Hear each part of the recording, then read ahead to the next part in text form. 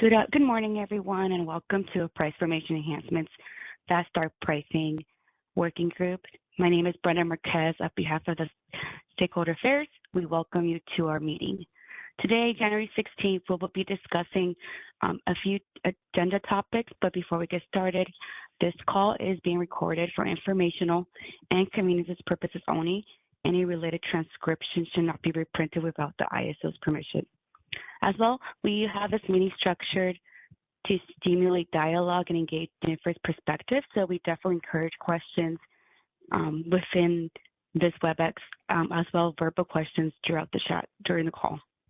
We also plan to have our presenters and speakers be professional and respectful at all times, so do please refrain from repeating anything that was previously said, and we will definitely answer your questions if needed offline. To ask a question, you're able to use the open participant chat panels on the bottom right.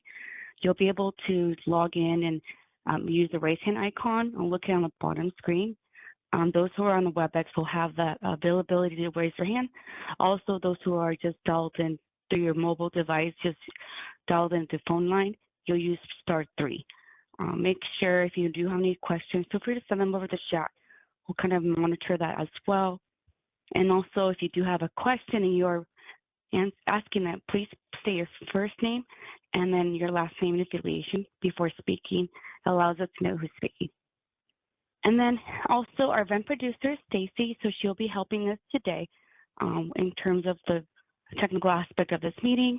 And then for today's agenda, before we go to the agenda, we do have like the overview of the policy initiative stakeholder process. So it just gives a high level visual of our organization and what we're doing for mostly other policy initiatives. So currently we are like within the pre-proposal development phase.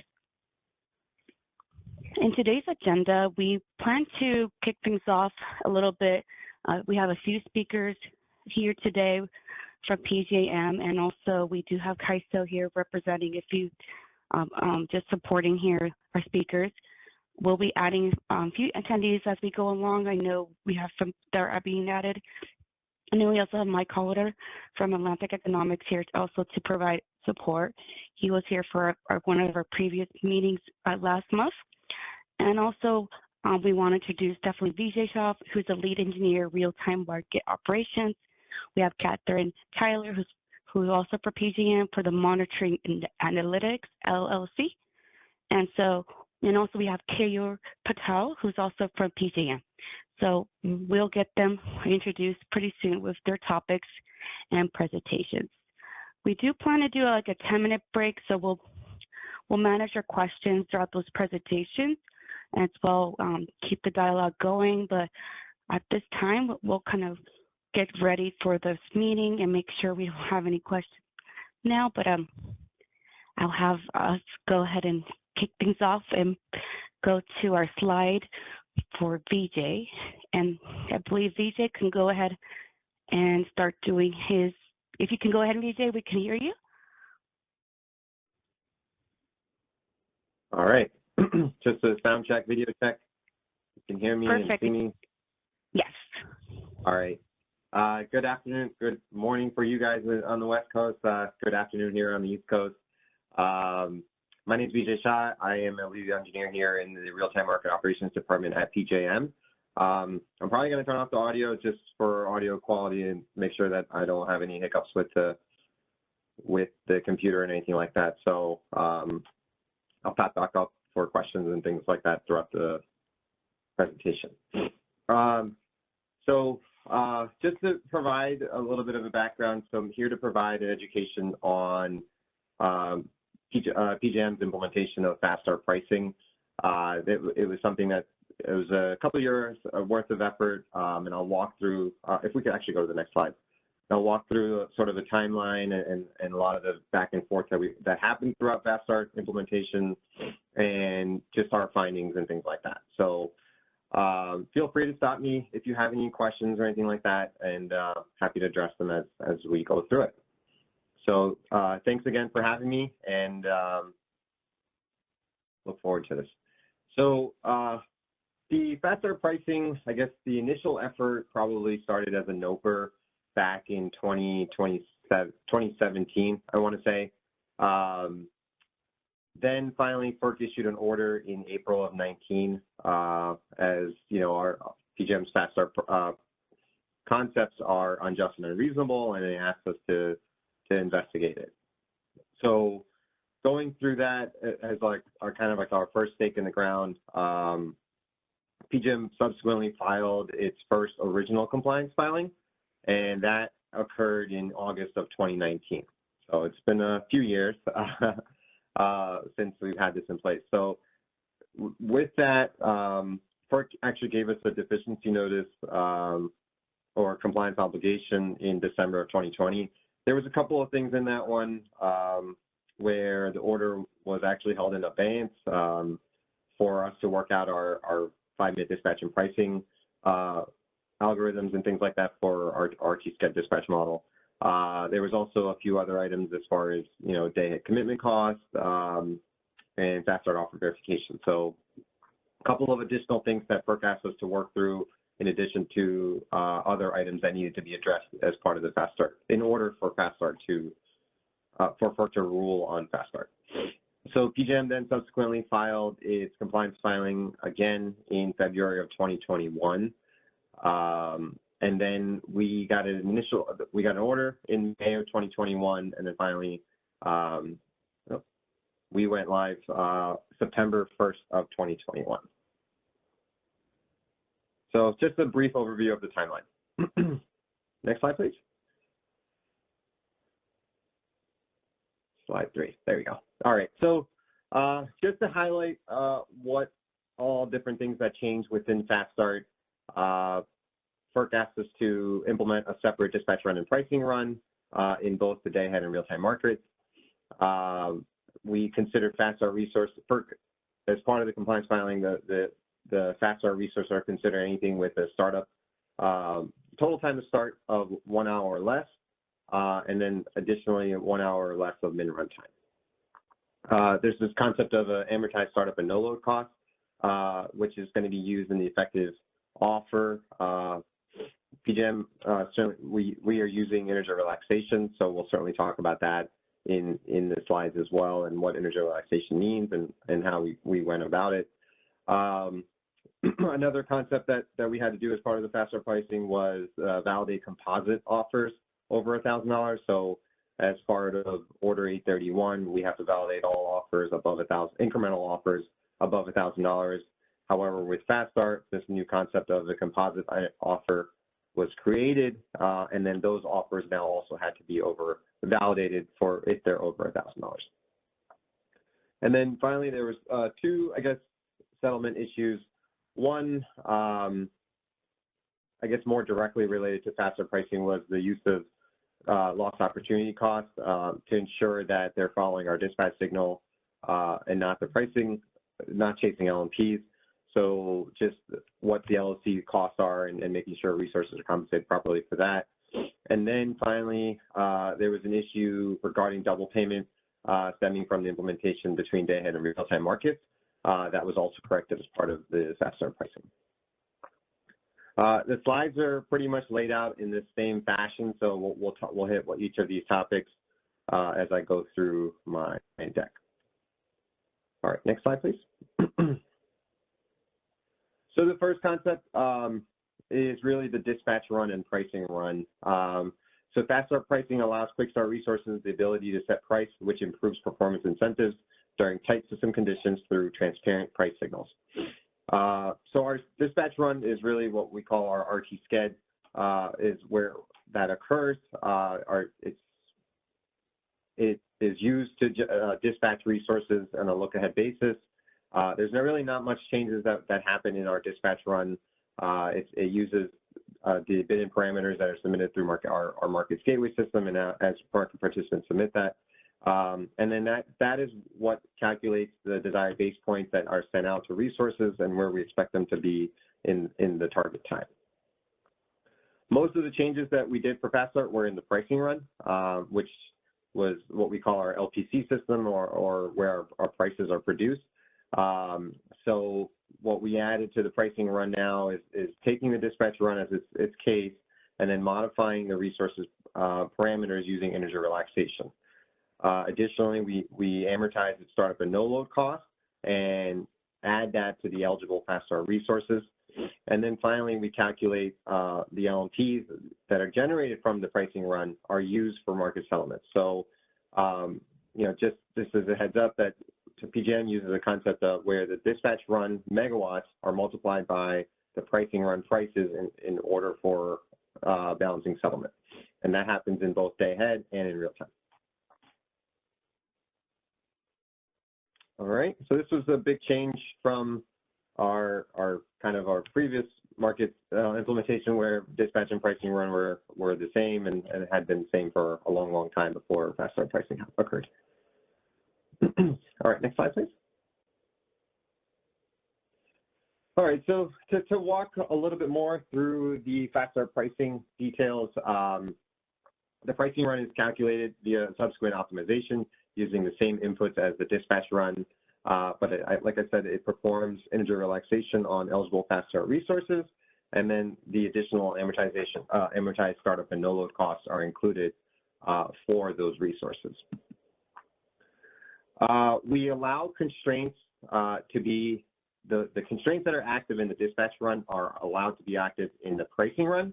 However, they're able to bind as they deem necessary between both optimization. So what I mean by that is that whatever the set of constraints that are being monitored in the dispatch run are also eligible in the pricing run. However, there's no criteria that says that if the constraint bound in the pricing run that it has to bind in the price. If the constraint bound in the dispatch run that it has to bind in the pricing run, and vice versa. Similar concept with our shortage pricing. If in the dispatch run cases in transient shortage or we don't have enough reserves, it does not force that case to be in shortage in the pricing run. So both optimizations are kind of independent in that sense. They start with similar inputs. However, they're allowed to do what each optimization needs to do. So we don't force one or the other in either one of those cases. BJ, we do have questions in the queue. Okay, go ahead. Starting with Michelle Keto. Hey, this is Michelle Keto from the CPUC. I have a quick question. You are talking about startup and no load costs included in the pricing run, but I was looking at the slides from the market monitoring, page 30, and it shows the commitment cost components of the PLMP, and it has 0 for startup and like almost essentially 0 for no load, but it has 1262 for other components. Can you talk about those other components? I don't have Catherine's slides up in front of me, but so I guess I'll speak a little bit to this, and then once we get to Catherine's slides, I may be able to clarify at that point. But so in the price, I mean, I'm going to talk a little bit about how we break down the startup and no load costs and how we amortize in the pricing run here for what we do with it. As far as additional costs, I don't know that we consider additional costs, so I might have to look at the slide to speak to that a little bit more. The costs are considered in the dispatch run. I guess they're not factored into the LMP in the dispatch run, but they are considered for when we commit resources. However, we don't commit, the software isn't allowed to commit additional resources in the fast start pricing run. So that's the only, just want to call that out, that we don't commit additional resources in our real-time sched engine. And okay. I guess I'll come back to this then when the other presentation is gone. And then I just wanted to briefly, I believe that it says that you guys consider batteries and renewables fast start units, even though they're already online? We consider them to be fast start capable. They need to be bidding. So for batteries and things like that, a shutdown cost is used for the amortization instead of their startup cost because they don't have any. So if you're talking about like economic load response and things like that, we consider their shutdown cost as the amortized commitment cost, not their startup and no load. Okay, because I guess I've heard other people say we don't consider them fast start units because we always consider them online. There's no. Sorry.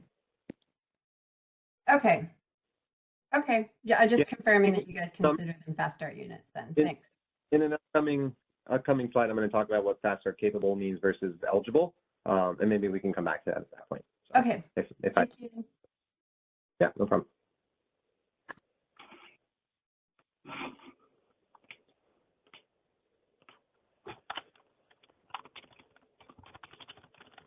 Okay, any other questions?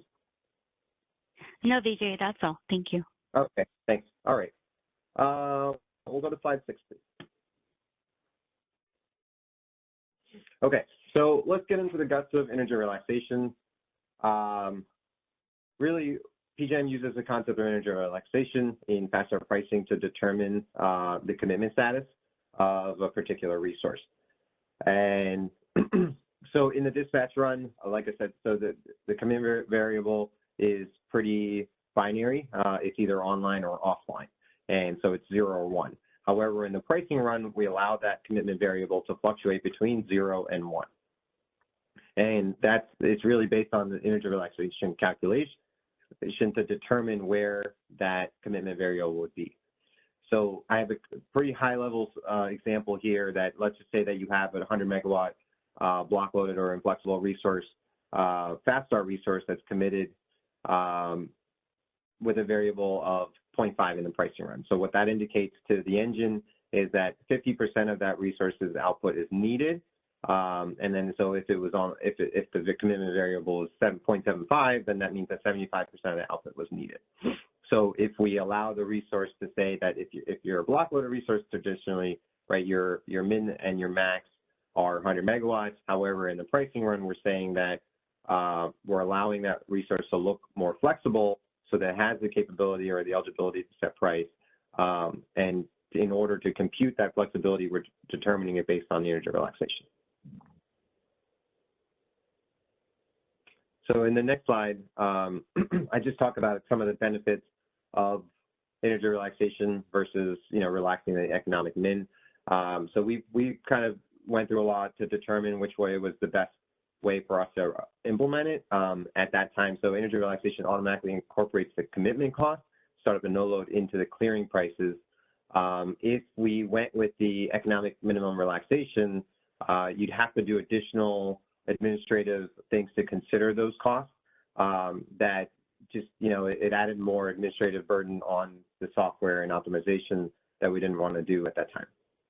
So kind of similarly, the commitment variable is multiplied by the startup and no load cost, so that it increases the commitment state of the resource, causes the objective function to incur startup and no load costs, so it looks like the resource is more expensive in the pricing run, thus having the capability to set price. Like I said, just integer relaxation provides us the ability to not use additional administrative rules in order to do economic minimum. So it was just superior in that sense that, there was just one commitment variable that needed to be modified, where everything else kind of stayed the same between the two optimizations. Let me just pause there because I know this is a topic of discussion. We do have Michael. Go ahead and unmute. Yeah, hey, this is Mike Cavallo with Atlantic Economics. I just did want to clarify with respect to, comparing energy relaxation versus, min load. I guess it would be in the CalHIS of relaxation. You're still going to need to allocate startup costs, right? Whether it's under energy relaxation or the other approach. Is that right? Yeah, the startup and no load costs still need to be considered. Well, you don't need to come up with an explicit method of allocating the no load costs, because that's going to be kind of automatically incorporated as you decide to commit a 10th or 82% or whatever it is of the unit. You'll incur a 10th or an 82% costs, but we need to determine a time period to allocate the startup costs over. And you would need to do that under either approach, I think.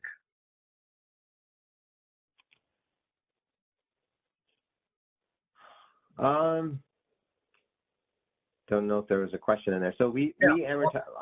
We get into the calculation of LMP. I can talk a little bit about how we add the amortized startup and no load costs to that resource and to that resource is offered to determine what its marginal cost is. Yeah, I understand. I'm just simply saying that I think you have to allocate startup costs. You need to make a decision over what period you're going to allocate startup costs. And I think that would apply to either approach. Yeah, so we allocate startup costs to the min runtime.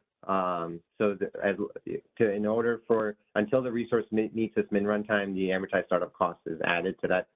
However, the no load cost is added for the duration of the unit being online in the pricing run. Yeah.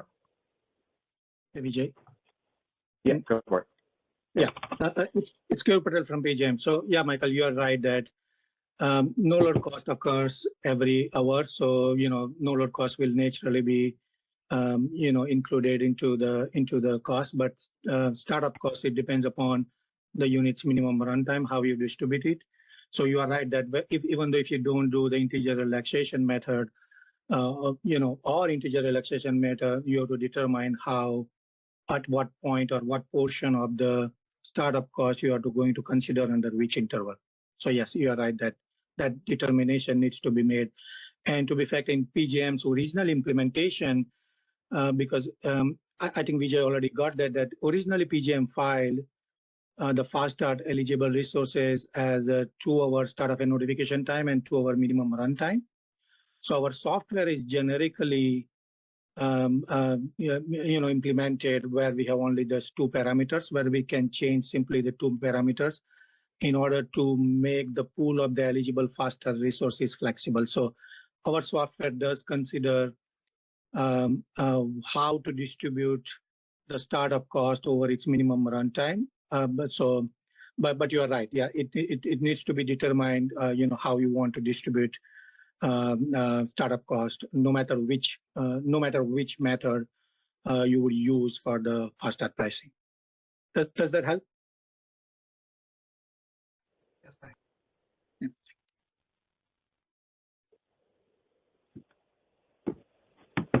Okay, thanks, Kara. Is there any other questions?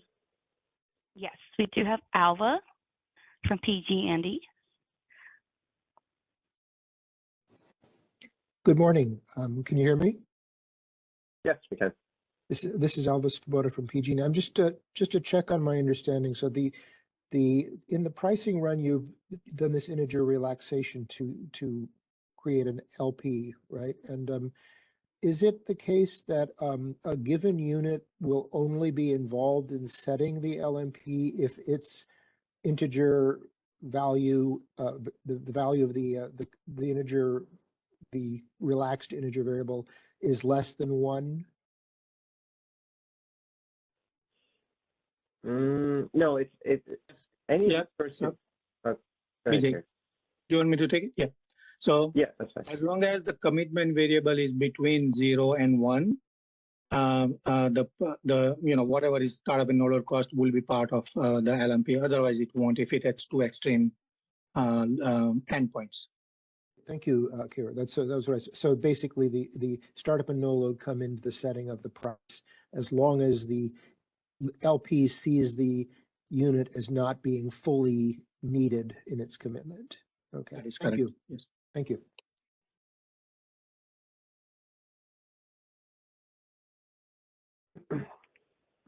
Okay. Any other questions? No more questions at this time. Okay. All right. We'll go to slide 8 then. Okay, so now that we've talked about integer relaxation and how we determine what's eligible to set price in the pricing run, so this is another criteria that we kind of created based on the bid-in parameters and activity we were seeing. So PJM, as I mentioned, defines fast start resources as those with total time to start and min runtime of less than 1 hour, less than or equal to 1 hour. And as I mentioned, economic load response are automatically considered fast start capable. So we created this concept of a resource based on its technology type has to be deemed as fast start capable before it can be fast start eligible. So the capable flag is something that we monitor and administer, when the resource is first defined or coming online. We say whether, based on the technology type, if that resource is fast start capable. So for example, we say all CTs, diesels, hydros, batteries, solar, landfill, wind are all considered fast start capable resources, whereas combined cycle units or steam units or nuclear units are not automatically considered fast start capable. So we created this process because we were seeing a lot of resources, some of the resources like nuclear, not submit them in runtime, and we didn't want the engine to automatically convert that resource to be considered fast start eligible. So by creating a concept of capable, that is an input that has to be fed into this eligibility criteria. And in addition to the resource being capable, the resource also has to bid in with a notification time plus startup time. So our total time to start has to be less than or equal to 1 hour, and our min run time to be less than or equal to 1 hour.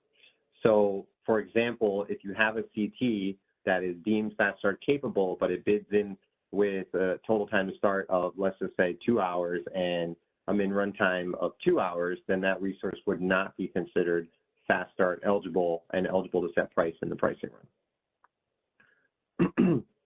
There was a couple, like I said, there's other reasons to do this, but we do have a request process for if the resource was not originally deemed as fast start capable. They have the ability to request to say, hey, we want to be considered as a fast start capable resource. They'd have to provide, their startup time and kind of validate that the proof that, they can indeed start up within less than 1 hour or equal to 1 hour, and then have so on. So then once that is submitted, PJM and the IMM review it to say, yes, this resource is fast start capable. Conversely, if a resource is bidding in or is deemed as fast start capable, however, it's consistently not starting within its 1 hour time frame, the resource can be removed from being fast start capable, thus fast start eligible. So there's language written around that as well. So let's just make sure everybody understands that. Okay. All right, slide 9, please. All right. So we kind of started talking a little bit about the amortization cost. So as I mentioned, that PJM amortizes the startup and no load cost in this pricing run. The startup cost is amortized over the resource's min runtime, and the no load cost is amortized for the duration the unit is online and running in the pricing run. A unit can specify min runtime less than 1 hour. So, however, for day ahead, since the shortest interval is 1 hour, that resource will look like it's amortized over that 1 hour period. In real time, if depending on what the resource bids in with, we round to the nearest 5 minutes. So for example, if a resource bids in with a 0 minute startup time, then all of the cost, the amortized cost is allocated over the first 5 minute interval. However, if the resource bids in with, for example, a 27 minute, then we round up and say that resource costs are amortized over the first 30 minutes, just because we do on a 5 minute interval in real time. All right, next slide, please. So one of the other criteria that we had to create as part of the FERC filing was the impact on offer verification or Order 831. PJM came up with a new concept called composite energy offer. Really, it's the composite energy offer is the incremental offer first plus your amortized no load cost plus your amortized startup cost.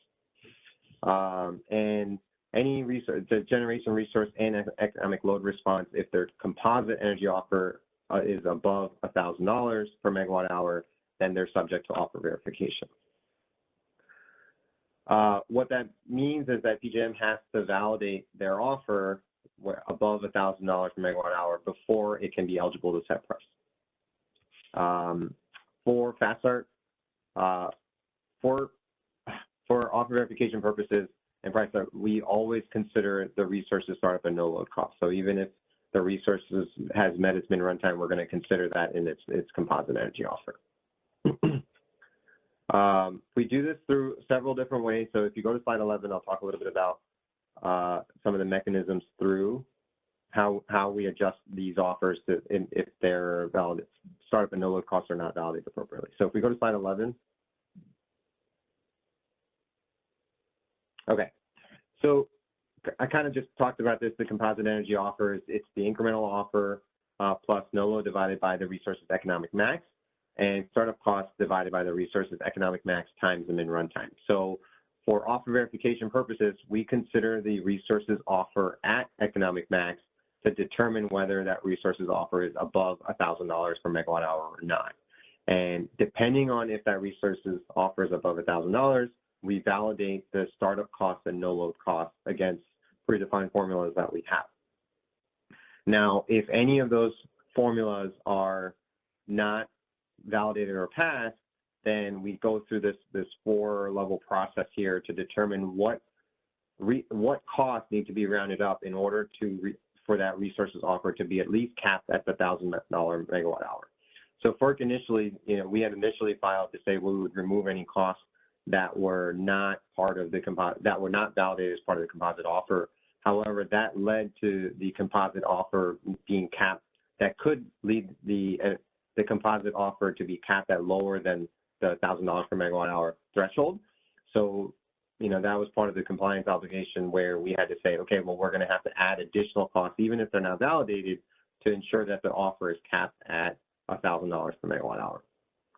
So if you look at, maybe row 2 here where it says the startup cost is validated and it passes, the no load cost does not pass, so it's failed. And if the composite offer is incremental offer plus, in that scenario, we would consider the incremental offer plus its amortized startup costs since that passed, plus any costs needed to cap the offer at $1,000 from the no load cost, basically. And then so there's 4 different scenarios where we can kind of go through this if both costs fail, if one of the costs fails, if none of the cost fails, and things like that. Now, in that row 2 scenario, let's just say that your incremental offer plus your amortized startup cost is greater than $1,000 per megawatt hour, then we wouldn't consider any additional no load cost. It would really just be to get that resource to be capped at 1,000 if we needed to get there. Looks like there's a couple of questions, so let me pause and see what questions we have. Yeah, I believe Michael was first, and then we'll go to Michelle, and then James. Let's go ahead, Michael. And actually, I had now 2 questions. Okay. So I'll start with the last one first because it pertains to this slide. I'm a little bit unclear still as to what you mean by pass and fail in those 2 columns. Is pass essentially the situation where, I guess we have a startup and a no load column. I'm guessing that what's going on here is that if you take incremental offer and add the amortized startup. Yeah, I can do that a little bit. So how it works is that we will, based on the submitted parameters, we will test the resources offer at EcoMax. And if that offer is determined to be above $1,000 per megawatt hour, then we have predefined formulas to determine what the cost of that resource should be. And so we will validate our inputs to come up with the startup cost and come up with the no load cost. And if their submitted cost is at or below that, then we consider that cost to be past validation, and therefore it could be eligible to be included in the LFP. If for some reason that we calculate a formula based on our formula calculation, their submitted cost is well above that, then we would consider that validation to fail, and therefore we would only include the costs needed to cap the offer at whatever level that's needed. I'm still not following what is included. What do you mean by the startup versus the no load columns? Is that, I'm guessing that it means that essentially what you're doing is you're validating whether including the amortized startup cost would pass, and secondly, whether including when the amortized no load cost passes. No, I'm not sure what the Sorry, difference is in the past. before the And other amortization has costs. occurred. Yeah, before the amortization occurs, we test the total startup cost and total no load cost, and then determine what we would amortize over, basically. So the initial, they submit a startup cost fixed value, the no load cost fixed value, and their incremental offer. And if we compute, determine what their offer at EcoMax would be, and then we say, okay, well, if that offer at EcoMax is above $1,000 based on the composite energy offer formula, then we need to validate the startup and no load cost to determine whether it should be eligible to include in their LMP. So, Carolyn, I don't know if you want to say it a different way. Maybe that might help. Yeah, let me try, Michael, and tell me if still this does not answer the question that you are looking for. So let me back up a little bit. PJM has two types of schedule, or we call as offers. One is a price-based schedule, and another is a cost-based schedule or offer. Now there is a there is a language in our governing document that if the generation can bid anywhere up to $1,000 on their price-based offer, however they like. And the cost-based offer should be based on according to their fuel cost policy. So which is on the file with the PJM, and there is a requirement that how they would develop their cost-based offer. So in their cost-based offer, they cannot bid whatever they want, but on the price-based offer, they can bid whatever they want. That is only up to $1,000. And if their incremental energy offer is about $1,000, then our rule says that they can still go about $1,000, but then at that moment, the cost-based offer, which is according to their fuel cost policy, should be higher than their price-based offer. Or in other words, about $1,000, their price-based offer should not be more than their cost-based offer. And if it is, then PJM needs to cap that up to its cost-based offer. So basically, these all calculation needs to be done before we run the integer relaxation, because again, in integer relaxation, we don't have a concept of composite offer because each of the three parts of the offer is individually modeled in the optimization. However, in order to come up with this validation, we have to determine this composite offer concept before even we run the optimization and say, okay, because it is possible that they bid their incremental energy offer as $900, but their startup and no load cost is such that when you add that on the per megawatt basis, it can be $1,100, but the cost-based offer is still like below $1,000. So it will break over that rule. So we need to cap their price-based offer below their cost-based offer. And here what Vijay presented for option is that which of the part of the offer we will adjust to make sure their price-based offer is at or below their cost-based offer, or at or below the $1,000, under this situation. So we individually validate a startup cost, and then I believe we validate incremental energy offer and no load cost together. So what we are saying that if their composite offer, is about $1,000, but their cost-based offer is below $1,000, that means that we cannot set the price with this unit about $1,000. So now which component we need to adjust so that the integer, when we pass those three different costs to the integer relaxation, we would make sure that the composite offer or the offer that sets for this unit would not be greater than $1,000. And so, it says if the startup cost is validated first, it's good according to their policy and, below their cost-based offer or at their cost-based offer, then it's validated. We would not adjust that component. Now, given that component, given that incremental energy offer, how would I need to adjust their no load cost to make that composite offer to $1,000? And after that adjustment, we will pass all the three components to the integer relaxation. Sorry, that was a long explanation, but I just want to make sure there is no concept of composite offer in the integer elections or in the optimization, but because there is a requirement there about $1,000 that their offer has to be verified or has to be below their cost-based offer, and that is the reason we need to do this procedure outside of the integer relaxation. I hope that answered the question. Yeah, thanks. And I did have another question, but it's not related to this slide. It was related to one of the earlier ones, so I'm going to maybe put it off until everybody's finished asking questions about the offer verification here, if that's okay.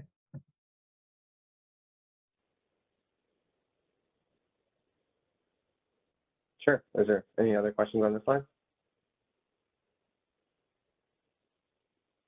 Yes, we do have James. Go ahead, James. Hi, BJ. Hi, Taylor. This is James Friedrich with the California ISO. And first, we really appreciate you taking the time to present today. And my question is, in a similar concept to the offer verification for FERC Order 831 purposes, how does offer verification work in your market with market power mitigation? When you're comparing price-based offers and cost-based offers, does the price-based offer include the fast start pricing adders, if you will, or is the mitigation done in advance of the pricing run such that the incremental offer, as it's written on the screen here, may be a mitigated offer if there is market power? Thanks. Yeah, it's the latter one. So the TPS test or a market power mitigation is done before we run the dispatch and the pricing run. And this information, whenever we come to the integer relaxation or the pricing algorithm at that point, it is already determined whether we are going to dispatch that unit based on their mitigated offer or the original submitted offer. And this process here, what you are seeing on this slide, will be done on the offer that the unit is committed on, whether it's a mitigated offer or a price-based offer. But mitigated offer already follows, the fuel cost policy and other stuff. So it can go all the way up to $2,000 per megawatt hour. It doesn't need to be capped at $1,000. But again, beyond $1,000, I think we still have the verification that is happening in the real time as they submit their energy offers. So if it fails before their market closes, then they will have a chance to resubmit their offer or work with IMM and PJM to make sure that however PJM or IMM is calculating their offer price matches with what they are calculating or other way. Does that answer? Yes. Yep, it does. Thank you.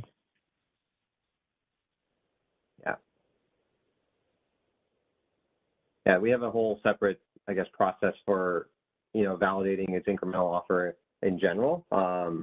And so that step, in this slide, we're kind of assuming that if the offer itself was over $1,000, then that work is already done prior to the fast start pricing run.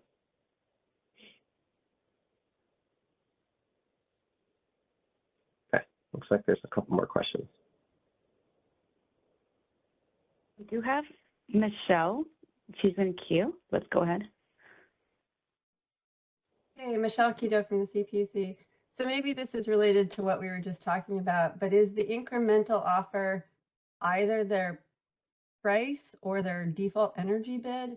Because if it's just their price, couldn't you, if the price could be 900 plus verified ASU and ANL, or it could be 500 with verified ASU and ANL, right? So you could change your price offer to get you to pass the $1,000 soft offer cap by changing that. Doesn't that allow a certain amount of gaming? So the price and cost-based offers it's validated and as part of the TPS test and things like that in the dispatch run. So the fast start pricing run isn't determining in some sense like that part is already done prior to feeding all the additional inputs into determine integer relaxation and where that resource should be before even prior to the pricing run. So okay, so if you just determine that they don't have market power, then you just allow them to do their price, and let's say their price is 1,000, and then ASU and ANL are verified, then you just allow the above $1,000 bid, even though it's not really cost verified because it's a price-based bid, right? So, well, I wouldn't say that. So the IMM is always checking all of their offers, whether they're above 1,000 or not. So they have a separate process that they run through to determine their offer. Okay, or $9.99. Let's say they're $9.99. Yeah. So let's say that the research submitted an incremental offer of $9.99 in the.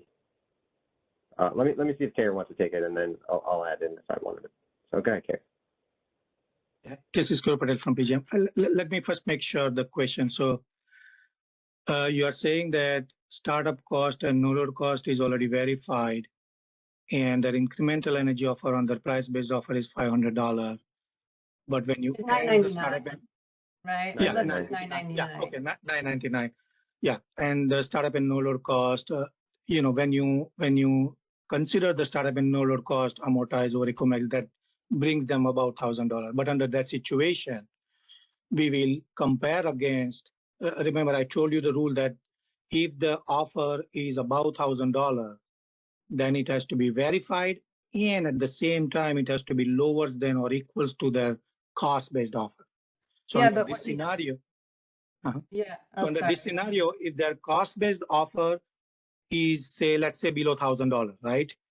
Then we would cap that, regardless whether that startup and no load is verified, we will cap their composite offer. So we'll adjust that startup and no load cost such that the total offer will not be about $1,000 because their cost-based offer composite, again, was not more than $1,000.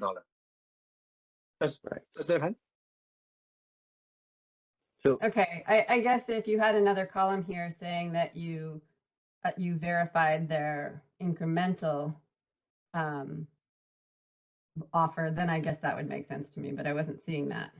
So I probably could have benefited from that.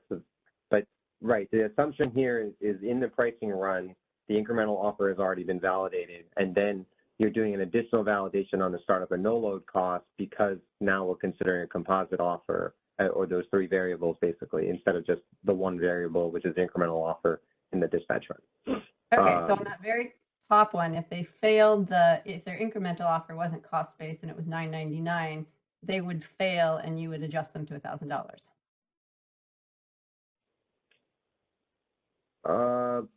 Say that one more time, sorry.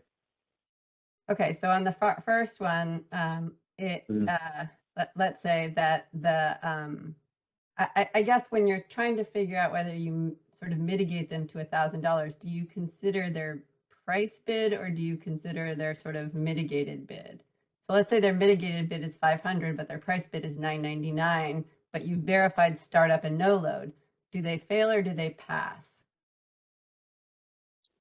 So the determination of whether they're on their price-based offer or their cost-based offer is done in the dispatch run. That we also have rules that they say that their price-based offer cannot be greater than their reference cost-based schedule.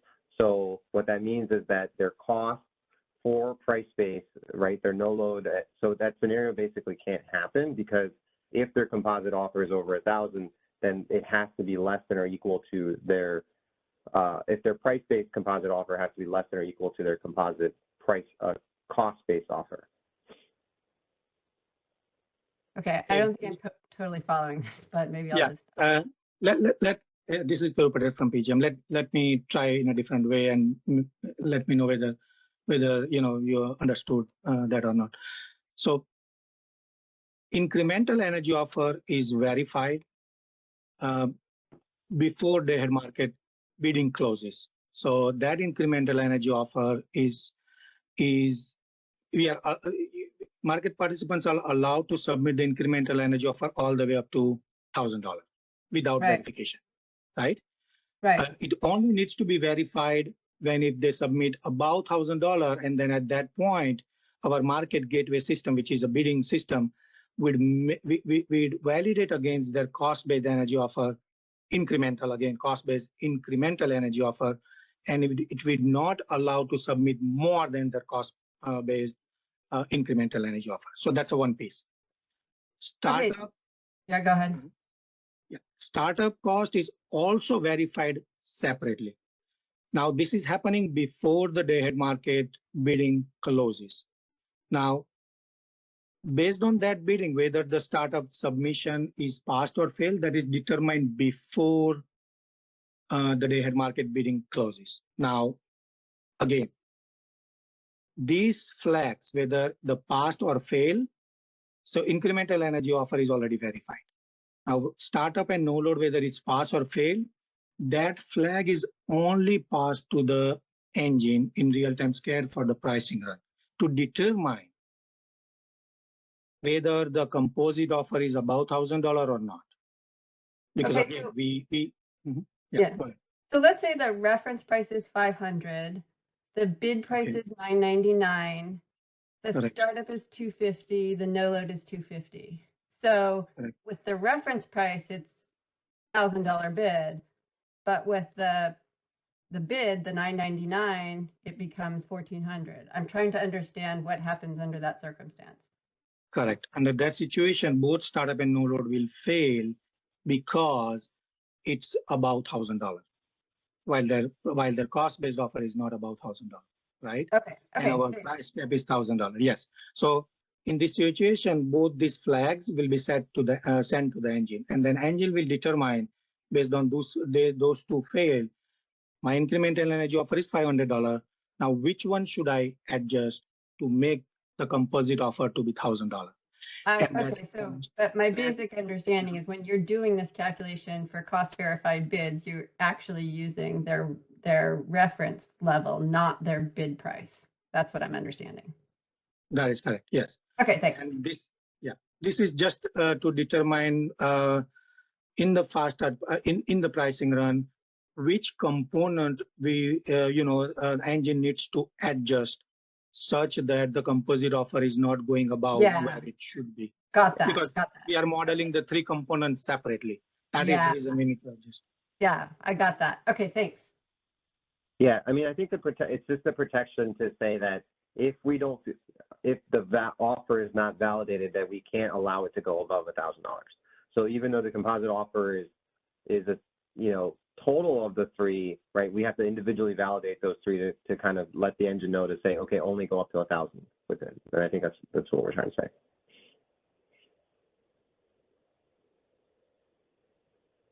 Okay.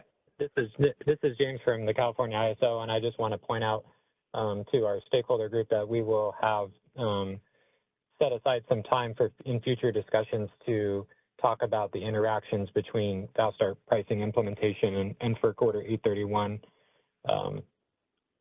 if there's interest there. Thanks. Okay. And I think there was one more question on a previous slide before I move on. So do we want to take that now, or? I can do that. Might get a little older again here. Yeah, the question I had previously, it kind of ties into my first question on the allocation of startup costs. So you allocating this, you're amortizing it over the min run time, and I was just kind of curious if there had been any consideration given to amortizing it over some period other than the min run time. No, we've traditionally only done it over its min run time. I haven't really considered doing additional allocation. So. Okay, thank you. Mm-hmm. All right. Good conversation there, and thanks for helping with the clarification. I'm trying to find the right balance of what details you want me to get into and not. So feel free to continue asking questions, and I'll try to get through it as much as we can. So I think we're doing okay with time. So we'll go to slide 12 then. I think I'm almost there. All right, so we've got two different settlement pieces that we had to kind of work through as part of the fast start pricing. So PJM actually filed a few more changes that FERC eventually said that were not needed. So in the final compliance filing, these two changes were the only thing that made it through. So we have this concept of a dispatch differential loss opportunity cost credit that we had to calculate as part of fast start pricing. So really the objective here is that we want to minimize resources from deviating from its dispatch instruction by chasing LMP. So PJM, like as I mentioned, calculates the dispatch base points in their dispatch run, and then the prices for that base point really come from the pricing run. And in order for generators to not chase LMP, this calculation was created so that if there was any lost opportunity cost for that resource to provide more based on the pricing run, but it couldn't because of the base point, then we provide that difference as an LOC payment. So really the approach here is to calculate this dispatch differential LOC that is difference between the additional revenue above cost that a resource would have received if they operated at the price run megawatt and actually revenue above cost for the resource earned. So this is only calculated for the real-time market, obviously, because that's where the opportunity for them to provide more could have occurred, where that doesn't occur in the day-ahead run.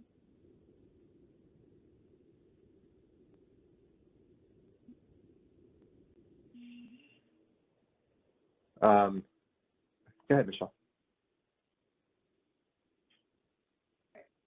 Sorry, two more questions. Is this kind of an expensive thing? So I imagine a situation where, you know, for some reason the fast start pricing adds a lot in a you know, one interval.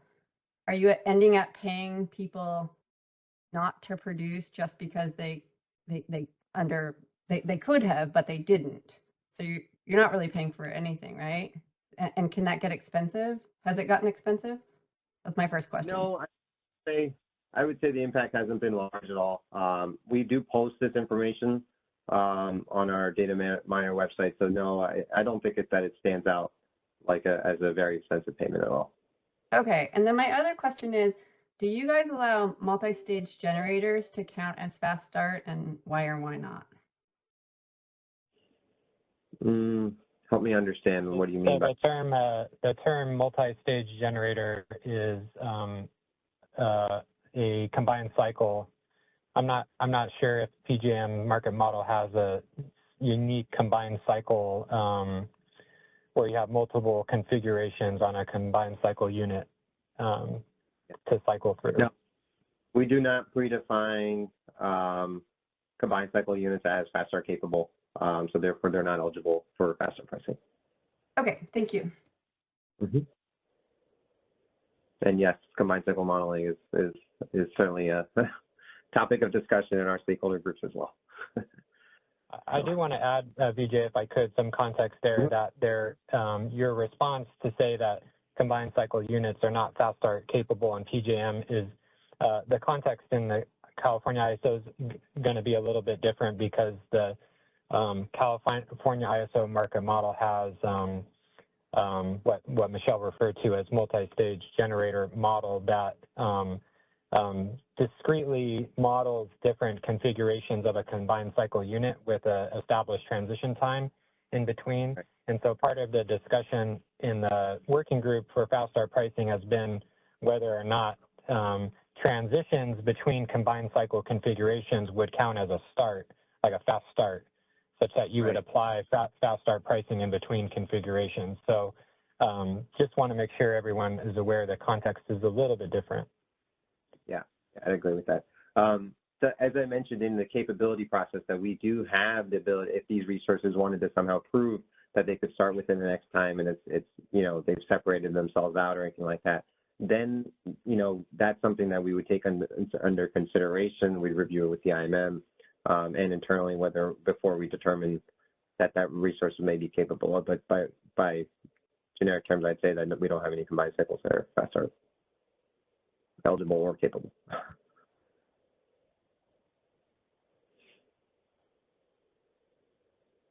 Okay.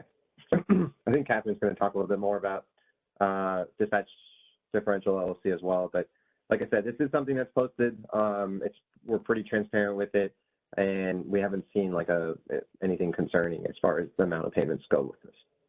So. Slide 13. looks like it was $2 million in 2024 total for the year, so not too bad. All right, so there's an additional concept of double counting solutions. Now, I tell you that this concept was probably there before fast start pricing. However, we corrected or mitigated this as part of the fast start compliance filing, which is why I'm talking about today. So the double counting solution really is costs recovered via uplift in the day-ahead market that are subsequently recovered in the real-time revenues are subtracted from the day-ahead uplift. So what I mean by this is that that if a resource is paid for if the resource has been paid uplift in any way, then we want to make sure that they're accounted for in their balancing credits, so that they're not getting double payment for uplift and also for the balancing. So we have to make sure that as part of that, this double counting, that any uplift cost is subtracted from its balancing cost to ensure that there's no double payments. Kara, I could probably use some help with this one if you want to chime in on this one. No, I think you covered it. And again, I just would say in a brief that this is not related with the fast start pricing. It's just when we were filing this fast start pricing compliance filing, we came across this scenario where this could happen with, this was happening even before fast start pricing, and we took this opportunity in the fast start pricing to correct that. But again, this is not related with the fast start pricing in any way. I think we just put here for the sake of completeness. If you would go back and look at the PJM compliance filing, it is mentioned there. So just for the sake of completeness, I believe Vijay has presented here. Right. Yeah, so like a scenario where this would occur is like, let's say that you have a resource that's dispatched higher in real-time market than its day-ahead market. So therefore it has a positive balance megawatt, and the resource was made whole for 100% of its startup cost and no load cost in day-ahead. So now because of that total cost in day-ahead has to be adjusted for so because they're providing that additional megawatts, that has to be accounted for in their total revenue against its day-ahead make whole payments. And that's how we're talking about. That's what we're really talking about when we're saying we need to make sure that there's no double counting happening there.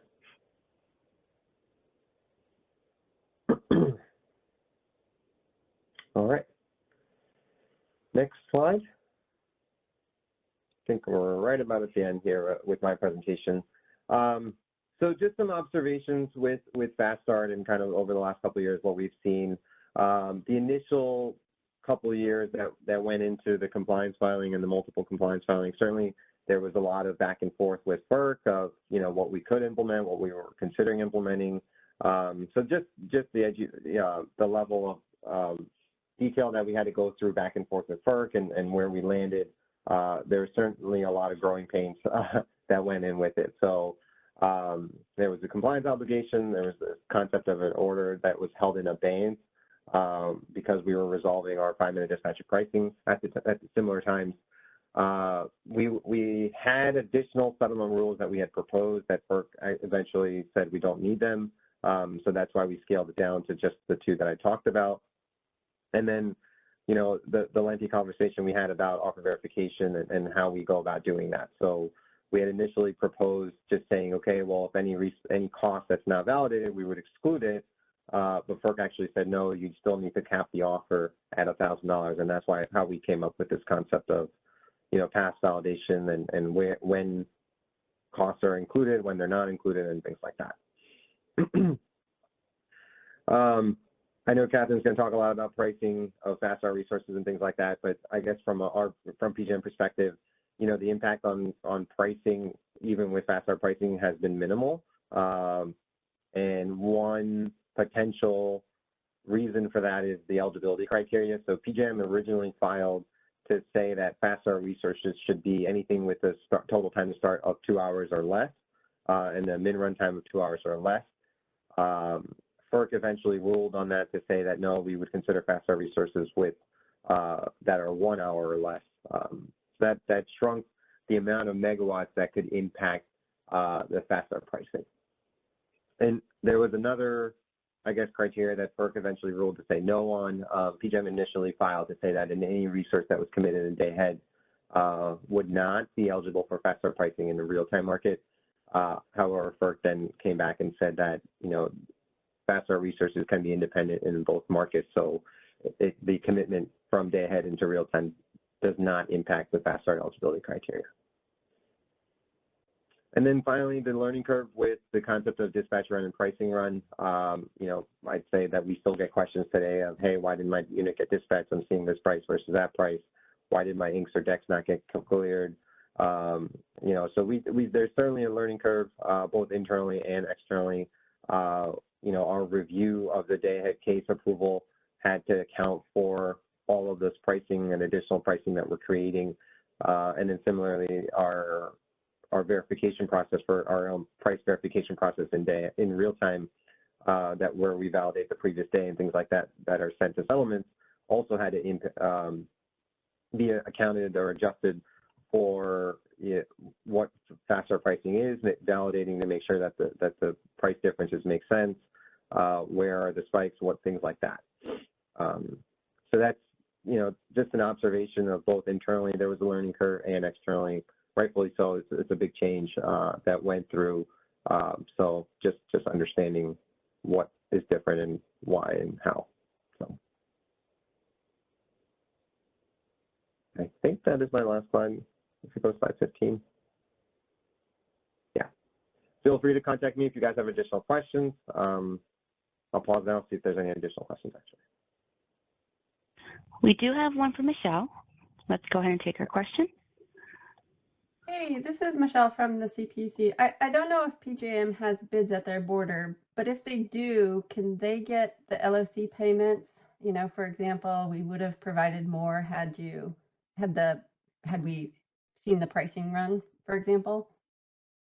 Or is it only existing generators? The first part of your question, what type of research are you saying? Just sort of import bids at your borders, can they get LOC payments? If you're talking about like pseudo-type, is that what you're talking about? No, just like bids. Or imports and exports. Yeah.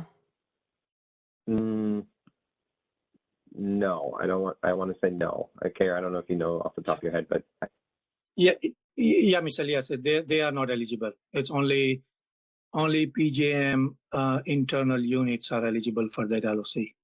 Okay, great. Thank you.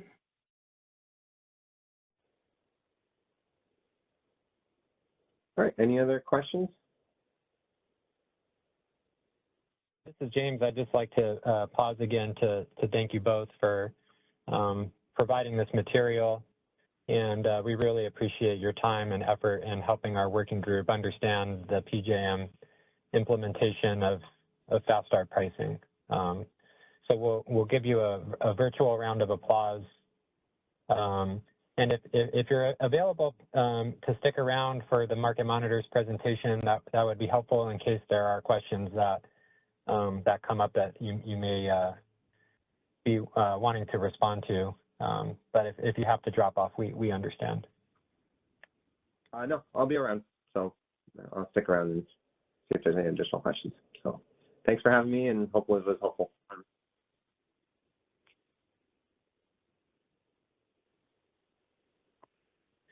All right, so I'll just check in with Brenda. I think that we're okay to power through the material without a break, if that's okay. Sounds good. I did check with Catherine and she is ready. So let's go ahead and switch over to Catherine's presentation.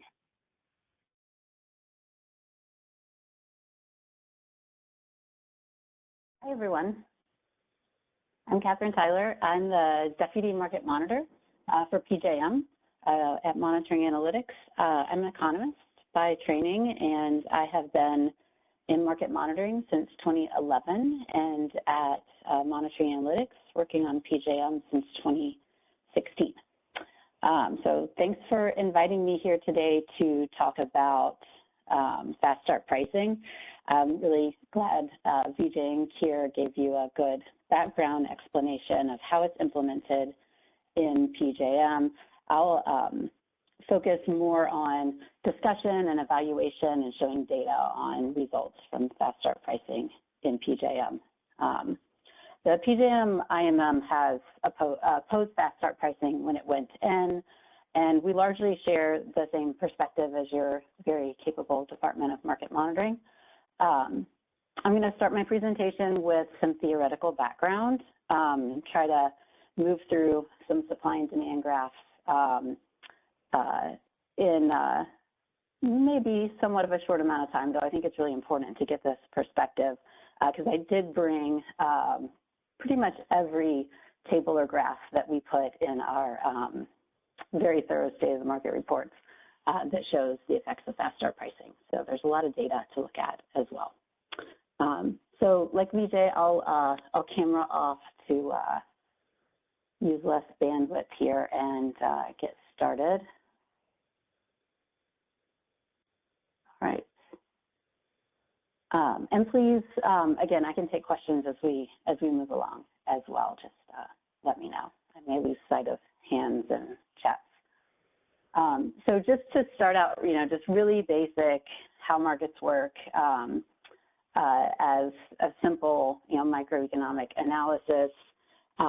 We have buyers and sellers in the market, and buyers place a value on the product they're purchasing. Sellers have their cost, and in a competitive market, prices on the margin are equal to the short-run marginal cost. And sellers who can't supply at the price determined on the margin don't sell in the market, and buyers who value the product less than the market price don't purchase it. And that results in a price, at the intersection of supply and demand curves in the market. What fast start pricing does is it's repricing the market to a different level, to a level that is not equal to where the supply and demand curves meet in that 5-minute real-time market or hourly day-ahead market. So, very simple. Hopefully, many of you are familiar with this concept of supply and demand and the efficient market price and clearing quantity. And this efficient market outcome maximizes the gains from trade for the buyers, which we call consumer surplus, and it maximizes the gains from trade for the sellers, which we call producer surplus. And that's why we call it efficient. It's for because it's maximizing all these and coming to this solution based on the willingness to pay and the willingness to sell of the buyers and sellers. And underneath the supply curve, because that's based on the short-run marginal cost of production, the market price is also covering those short-run marginal costs. So the market's efficient. As we said, it's minimizing costs and maximizing surplus. The standard supply and demand graph that I showed you requires what we call convex costs, so a nicely upward sloping supply curve. So with non-convex costs, like we have due to commitment costs, say in the fast start example of a combustion turbine resource, those fuel and emissions costs and opportunity costs may not be convex, and those commitment costs are really, incurred on the, because that resource is running. So we can think of those as being at the beginning of the supply curve. So achieving the efficient market outcome in this situation is going to require something more than just setting price where supply and demand meet. It's going to require some kind of side payment to make sure all the short-run marginal costs are covered, and that's what we use uplift for. I believe in CAISO, you call it bid cost recovery, right? And so here's a graph where I've drawn a non-convex supply curve to show that we do have, while we still have our consumer and producer surplus, we also have some short-run marginal costs here, this purple triangle on the left side, above the market price, where we have this make-whole payment, uplift, bid cost recovery, however we want to term it, needed to ensure that the short-run marginal costs are covered. So this outcome is, it's still an efficient market outcome. You can see we're still having the same price and quantity and the same total amount of costs covered and what's left over going towards consumer and producer surplus, as in the efficient market outcome. But when we reprice, like we do with fast start pricing, what we're doing is we're bringing the price up that we're going to pay high enough that it covers all of those short-run marginal costs with this non-convex supply curve. So that's where I've drawn in this PR, so this higher, repriced market, where by raising the price, obviously we're going to reduce consumer surplus in this outcome and increase producer surplus. And here we're still covering the exact same amount of short-run marginal cost as we were pricing at marginal cost. The difference is, though, that we go a little bit out of bounds here, right? We've created this blue triangle up above the demand curve where we've created producer surplus where we didn't have it before. And what that is from a consumer's perspective is where they are being asked to buy the product for more than their willingness to pay, right? And then that's that pink triangle that I've shown here. And then the purple triangle on the right is where we have suppliers whose short-run marginal cost is actually now below the market clearing price, below PR, but we don't want them to produce. And so we want them to stay at Q star. And so we have this lost opportunity cost for them that is incurred because they want to produce more, but we're telling them no, right? So if they do what, if they follow their instructions at Q star, their clearing amount, then they'll have this lost opportunity cost, which they wouldn't have if they, of course, followed the price signal. So one thing in this particular repricing outcome where we're kind of breaking the connection between the clearing quantity for the products and the price that we're setting is we have an incentive problem, right? And we've created some new costs that we didn't have before. And because we've created new costs, we've actually reduced the total market surplus in this outcome. And that's really the bottom line here from a theoretical perspective, is to show you that we're deviating here with this price from the price that's consistent with the efficient market outcome. And now we have these incentive problems and we have new costs created. And so we've already talked a little bit about, VJ introduced the concept of the dispatch differential LOC payment. So that's here paying, at least for generators, this purple triangle, this LOCS. On the other side, the pink triangle there on the demand side is not paid in the PJM market. So that is just out there. That, yes, in fact, there are some price-sensitive consumers who are required to purchase energy at a higher price than their bid and willingness to pay. And just to show how this can change a little bit when we have different shaped supply and demand curves, just to show different magnitudes. So yes, fast start pricing, repricing the market in this way, whether it increases or reduces total uplift, it can go either way, depending on the shape of these curves. What fast start pricing is really targeting to do is to, that make-whole payment that you have without fast start pricing, targeting to decrease that, right, or to make it go away. But then you have this trade-off where you have these other costs that you're incurring because you're not pricing consistent with your efficient market solution. And so, those can have different sizes, and that's going to depend on the nature of those costs, where the prices are set, and of course, the shape of the supply and demand curves.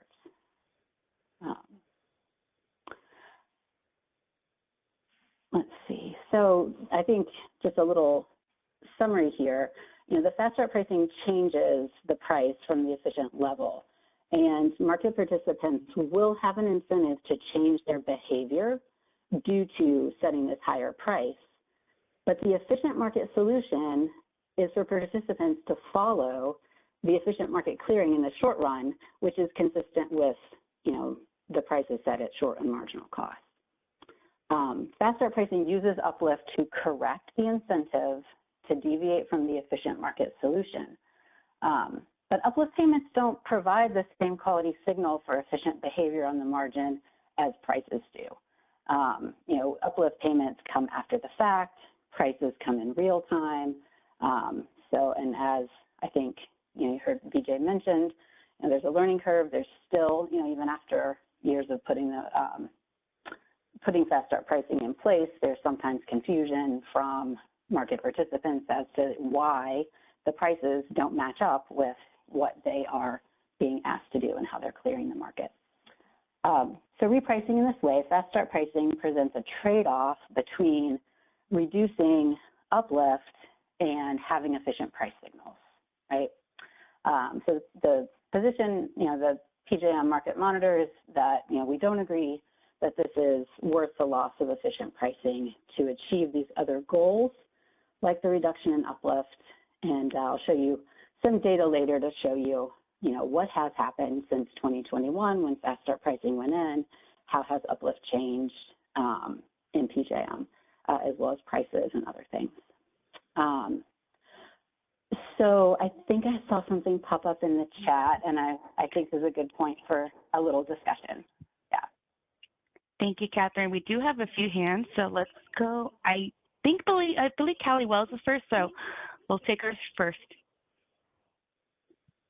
Hi, this is Callie Wells with the Western Power Trading Forum. First of all, thank you so much for this presentation. I think you lay out a lot of the trade-offs here very clearly that we've been kind of having to think through as well. And I think your last statement about the data analysis you'll get to might answer my question, so feel free to tell me to hold on. But I was curious if you guys have looked at the data to kind of see how that trade-off has occurred between reducing the uplift and those additional opportunity costs that fast start pricing has created. Yeah, sure. Just to give you a preview, and I will show the data, we do see that those payments are fairly small. The side payments basically to correct the price signals, the dispatch differential LOC payments. On the other hand, we don't see any sign that any other uplift has gone down. So we're seeing that we do have these new payments. They're not real big, but it's a little hard to isolate, like whether your how much of your uplift to your fast start CTs is being affected by fast start pricing, but there's no noticeable reduction in it since fast start pricing came in. But we do see a noticeable difference in prices, LNPs. I think I'll disagree with the PJM statement that the impact is minimal on the prices. So, and I'll show you that in a bit. Okay, really looking forward to that. And then I'll hold off on my second question because it had to do with price formation. So it sounds like you have data on that. So I will wait until we get to those slides. Thank you. Sure, thanks. Next we do have Michael. Hi, this is Mike Walter again with Atlantic Economics. Yeah, I had a question here. I mean, I certainly, the first sub-bullet, talking about market participants will have an incentive to change their behavior. I mean, I think that's quite important. I mean, the ability of the ISO or the RTO to optimize the market to come up with the efficiency in the first place. Whether offers in the market reflect somebody's actual cost structure. Get offers that don't really reflect their cost structure, it doesn't matter. You're not going to be able to come up with an efficient outcome. You need to have that input. And with that in mind, I'm kind of curious here about some of the other stuff in the slide. Let's think about a situation where we've got, several different block loaded GTs that one costs $60, one costs $80, costs $100. Be able to meet load, but that's all put together. They're a little bit more capacity than we needed to meet load, and so we have to back down a $40 generator. When we set the price at 40, then we are going to need to pay uplift the 60 and the 80 and the $100 GTs. So it seems to me that that approach is going to lead to more dependence upon bid cost recovery payments than a mechanism that would say that $100 GT to meet load, and so we'll set the price. So wouldn't that actually give people, more of an incentive to essentially,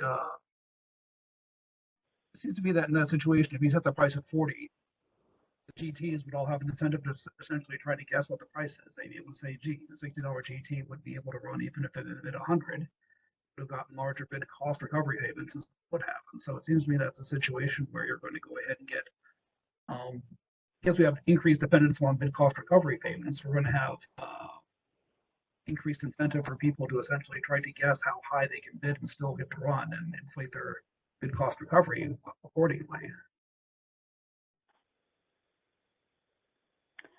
Yeah, so it sounds like you're concerned about these higher cost GTs, inflating their offers in order to inflate their uplift payments, which, I mean, that's a problem that you have no matter whether you have fast start pricing or not, and it's something that market power mitigation should deal with, is where I would start, with that particular issue. But yeah, I think the important thing about setting the price there with your $40 resource is that that's the resource that you need. That's your dispatchable resource. That's the one that you need in your real-time 5-minute market to follow the price signal, because they're the ones who need to back down, right? And so it's really important that your marginal units and the units that you need to move to maintain power balance, to maintain constraint control, have a price signal that is consistent with what you need them to do.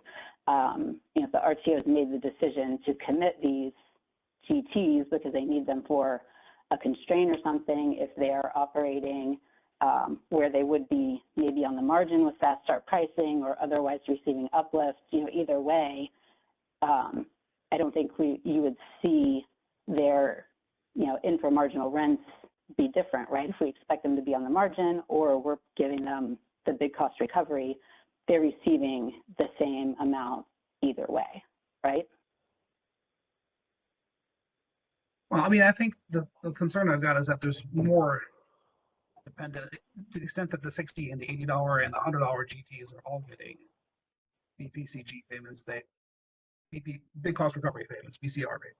Then I think they all have an incentive to essentially try to inflate those. It depends what the specific assumptions you make of these. But it certainly does seem to me that more units receiving it means more units have an incentive to, anybody can go ahead and essentially try to go ahead and exercise market power, but even in a situation you're not necessarily trying to exercise market power to increase prices, you're still essentially, as that $60 unit, you have an incentive to say, gee, I could bid 70 or 80 or 90 and get more money. I'm not affecting prices overall, I'm just affecting my LLF. So yeah. No, look, I mean, I agree. We all are concerned about making sure that we're not paying too much uplift, that we're not, because when resources are relying on uplift or, when they're marginal in the market, I think they face an incentive to raise their prices because their inframarginal rents are low or zero, but they should only be able to do that in the case where they have market power, right? So I really think that's a market power mitigation problem, but I mean, I'm totally sympathetic that we have to be really careful with uplift. We have to have really strong rules to make sure that it's not overstated, because it only works right if you're just paying, those short run marginal costs at, the right level. And of course, I think we all have trouble making sure that the RTOs have rules that don't overpay uplift. That's, and that's always a concern, whether you have fast start pricing or not. okay, I'll just leave it there. I'm not sure that I agree that it's not. I don't think it's necessarily a market power issue, but anyway, I've asked my question. Thanks. Mm-hmm. Go ahead, James. I do see your hand. Catherine, this is James Friedrich with the California ISO. and I thought it'd be a good time to pause to provide some, to connect some dots here between the two markets as we proceed with the presentation so people can have that background. First, can you confirm that in the PJM market, what the California ISO calls bid cost recovery probably has a different term in PJM, but can you confirm that that uplift payment is netted over some time period, like a 24-hour day? Yeah, it's the uplift payments that we would be looking at, specifically thinking about fast start units, would not be netted over the whole 24 hours in real time, which is really what we're targeting with fast start pricing, is those real time, what we would call balancing generator credits under uplift. And so no, those would be netted over more like a commitment period in PJM rather than a 24-hour period. Okay, that's interesting. So just to repeat, the equivalent of a bid cost recovery payment where in the California ISO is netted over a 24-hour period, in the PJM market sounds like it's netted over a commitment period. Does that sound a good summary? Yeah, I mean, it's going to be different if it's committed day ahead, right? If it's a day ahead resource and then it's operating in real time, it could be different. So there's some subtleties there, but it is correct. It's not always going to be over a full 24 hours in PJM. Okay, great.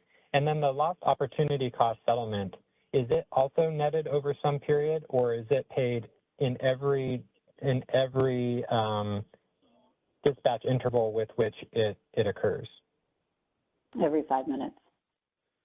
Okay, so there is no netting against costs or revenues of other types. It's just always paid if it exists within a 5-minute interval. Yeah, and not necessarily saying that's consistent with the PJM IMM's uplift recommendations, but that is the rule. Yes. Okay, thank you. I think that might help folks connect the dots as we go forward.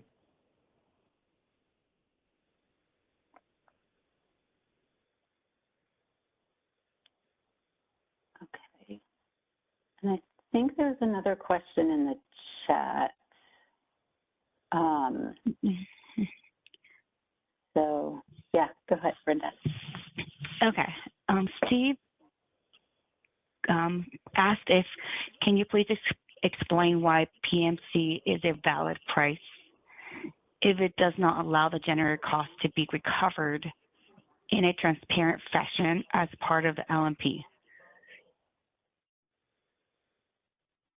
Yeah, so, the marginal cost price is the price literally on the margin. And just because a resource has, some costs, say some commitment costs that, end up making their average cost over their commitment period be higher than the marginal cost, when they're online, doesn't make that marginal cost price invalid. The marginal cost price is the price that's determined by the optimization, that market optimization that's minimizing total production costs and dispatching resources to meet power balance and satisfy constraints and minimize losses, all those pieces that are coming together in that optimization that the market is, that's what the market's benefiting from, that efficient allocation of all the requirements across all the fleet. That results in a set of prices, right? A set of LMPs that are consistent with that cost minimizing outcome. And that's the marginal cost price, right? And the fast start price is not that price. It is a different price. And it's usually higher. It actually, if you're on the other side of a constraint, it can be lower. But, that price is different. And in fact, the reason that we have like these side payments and stuff that have to be created with fast start pricing is because the RTO does not want anyone in, that short run period of the market to respond to those fast start prices, because that would be inefficient, right? The efficient market cost minimizing solution is the one that's consistent with those marginal cost prices, not the fast start prices. So it's not about recovering costs with the price in each 5-minute interval. It's about pricing consistent with your cost minimizing market solution.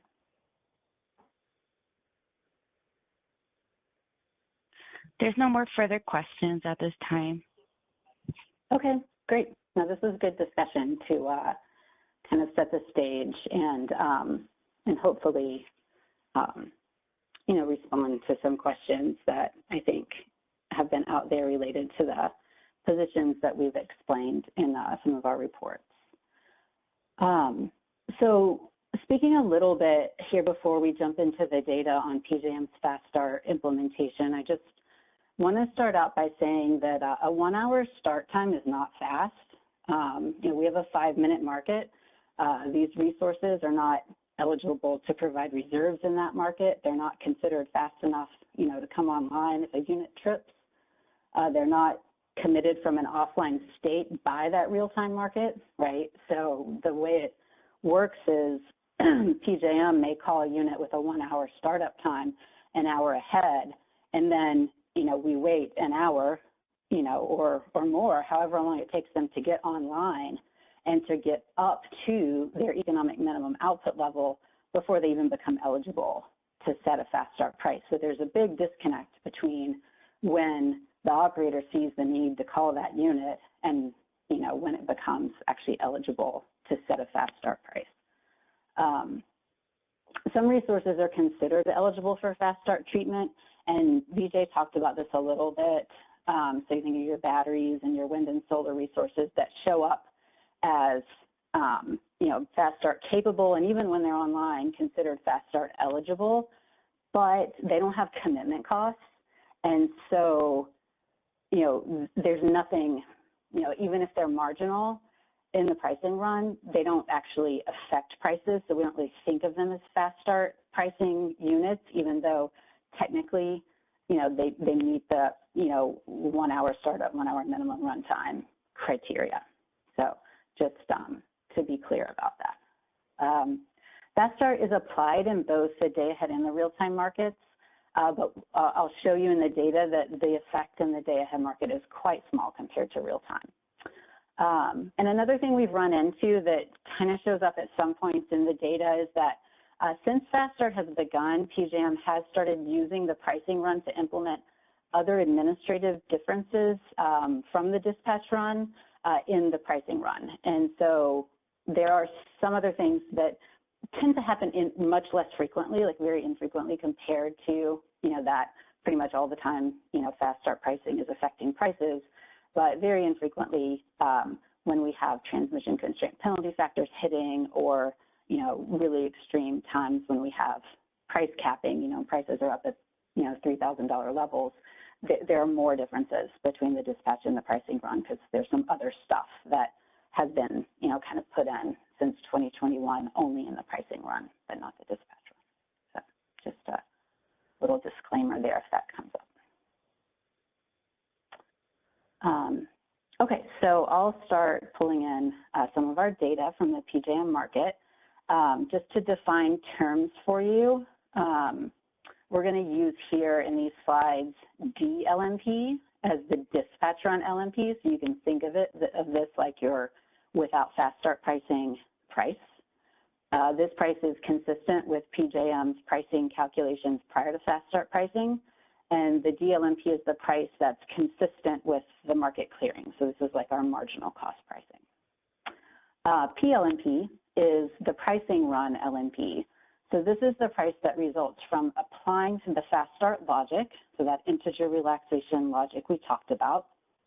The PLMP results, you know, it's based not on the physical capabilities of how resources operate, these fast start resources. It's based on, you know, considering the possibility that they could be dispatched below their minimum output levels, all the way down to 0 potentially.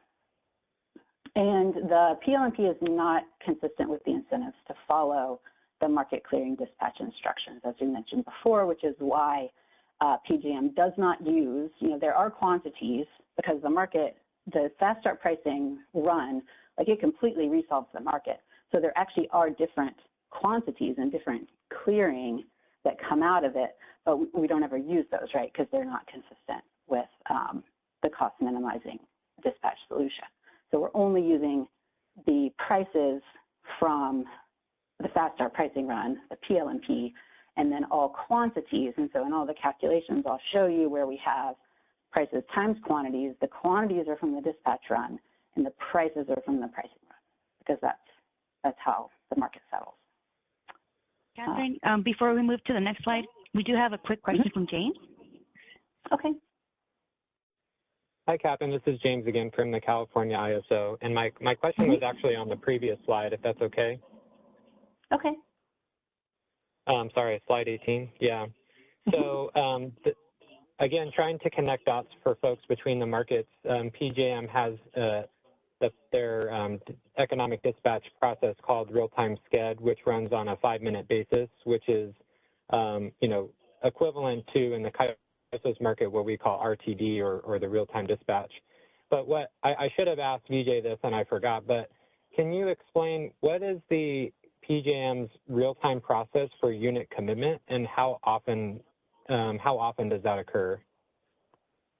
Yeah, sure. I'll try, and if VJ or Kira want to add anything, let me know. But the real-time commitment process is based on a kind of like a look-ahead run that's running every 15 minutes, and it looks out up to, we think of it as looking out about 2 hours. It can change how far they look out, but we think of it as looking out up to 2 hours ahead, and it'll check like a 15-minute ahead and an hour ahead and 2 hour ahead, say, time periods to see, if the operators want to commit any additional units or commit any of the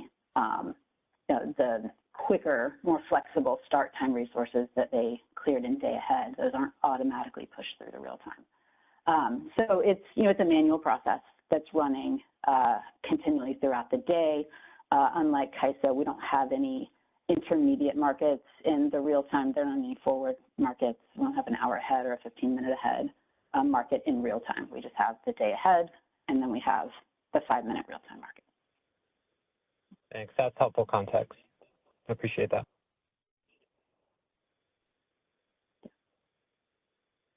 Okay.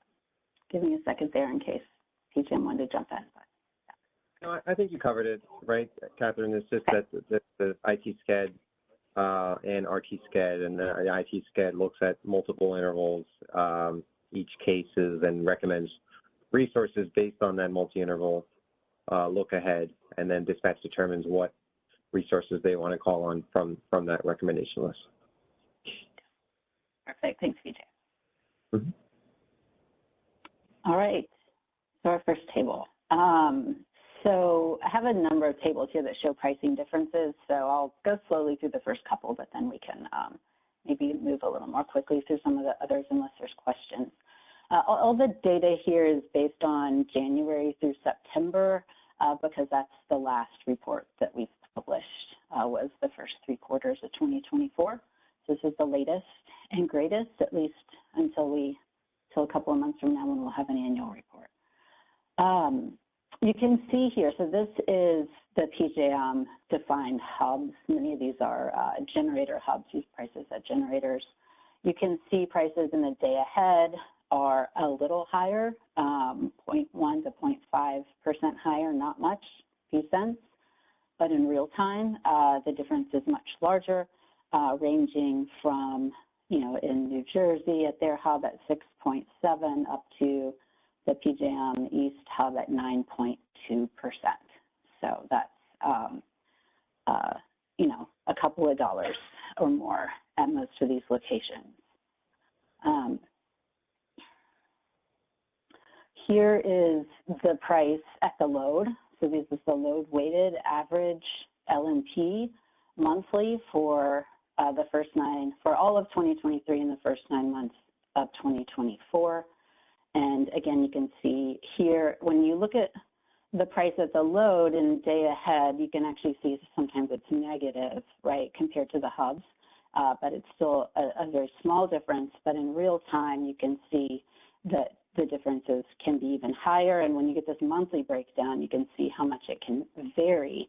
You can see there in April 2024, in real time, prices were 16.6% higher with fast start pricing for the load weighted average price, but in a couple months later, in June 2024, it was 4.4% higher.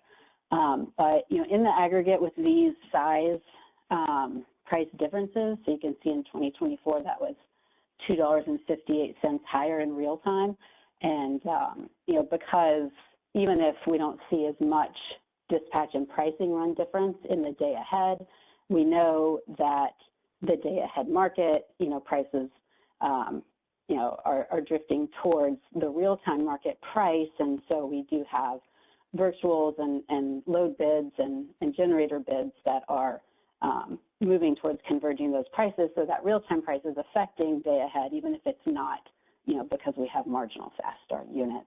And I'll show you a little bit of virtual activity in a minute, but wanted to point out at this point that $2.58 on LMP, if that were an annual number for PJM, that's $2 billion. So $2 billion a year additional cost for the load due to fast start pricing. So it's not trivial, and looking at these numbers, anywhere from 5 to 15% of LMP is a big change. Here we have the frequency of real-time marginal fast start units, by unit type, and again, you can see we do put, the wind and the other units in here, but really it's the CTs, your combustion turbines and diesels, that are the ones that are going to be affecting the fast start price. And you can see that the fast start pricing, it's happening, right? Because these CTs and diesels are marginal more often in the pricing run. So there you can see just that first number, January 2023. In the dispatch run, CTs are on the margin 1.6% of the time, and the pricing run, they're on the margin 6.2% of the time. So, so certainly we're seeing fast start units setting prices differently than in the dispatch run. Are there questions right now? Yes. Michelle Keto, you're first. Thank you.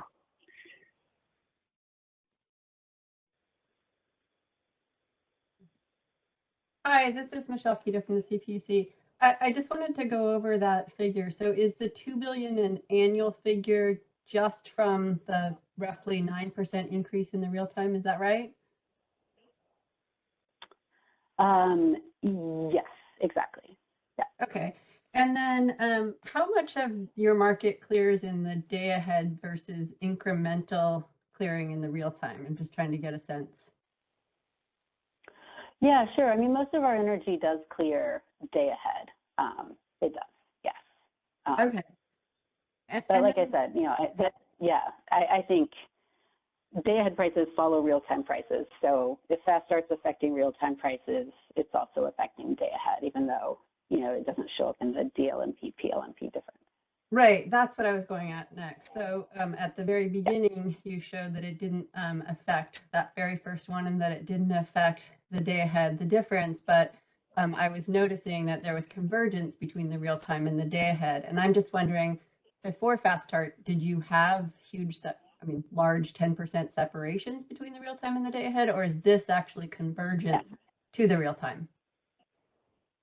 Yeah, so the day ahead, is, except, of course, we always have the locational situations where we have big modeling differences or other reasons that day ahead prices are different. But no, this, this difference being small between day ahead and real time has always been the case, right? It's about the same size as it used to be.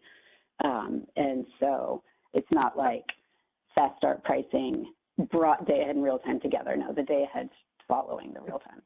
Okay, and so if we assume that that is actually, that's because of the real-time fast start pricing, then if 5% is in the real time and 95% in the day ahead, is the actual effect, an order of magnitude larger on the overall costs of the system? Not 2 billion, but say 20 billion if it's really affecting the day ahead?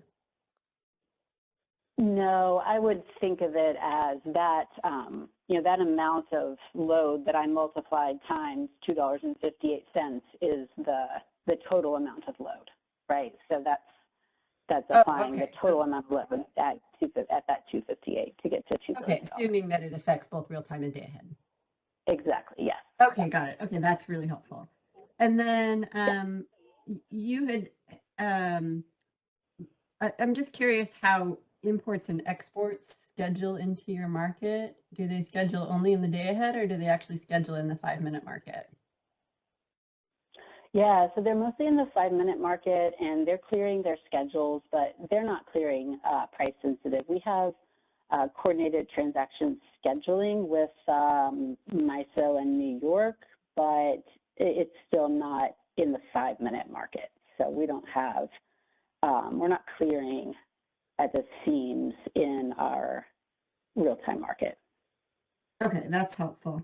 And then earlier you said that there were some incentives that this bidding changes the incentives, and I'm just wondering, is the incentive, what kind of, is there anything that you could point to that you've seen that the incentives have changed that with regard to bidding or otherwise?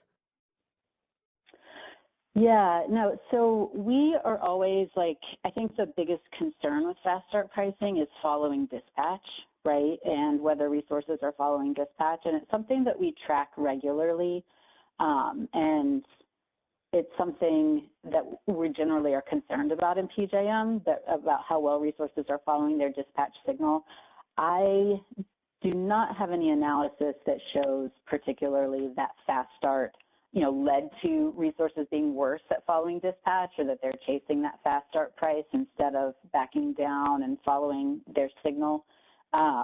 So that would be, I think the resources that we'd be concerned about doing that are the resources that we know are not following a dispatch signal.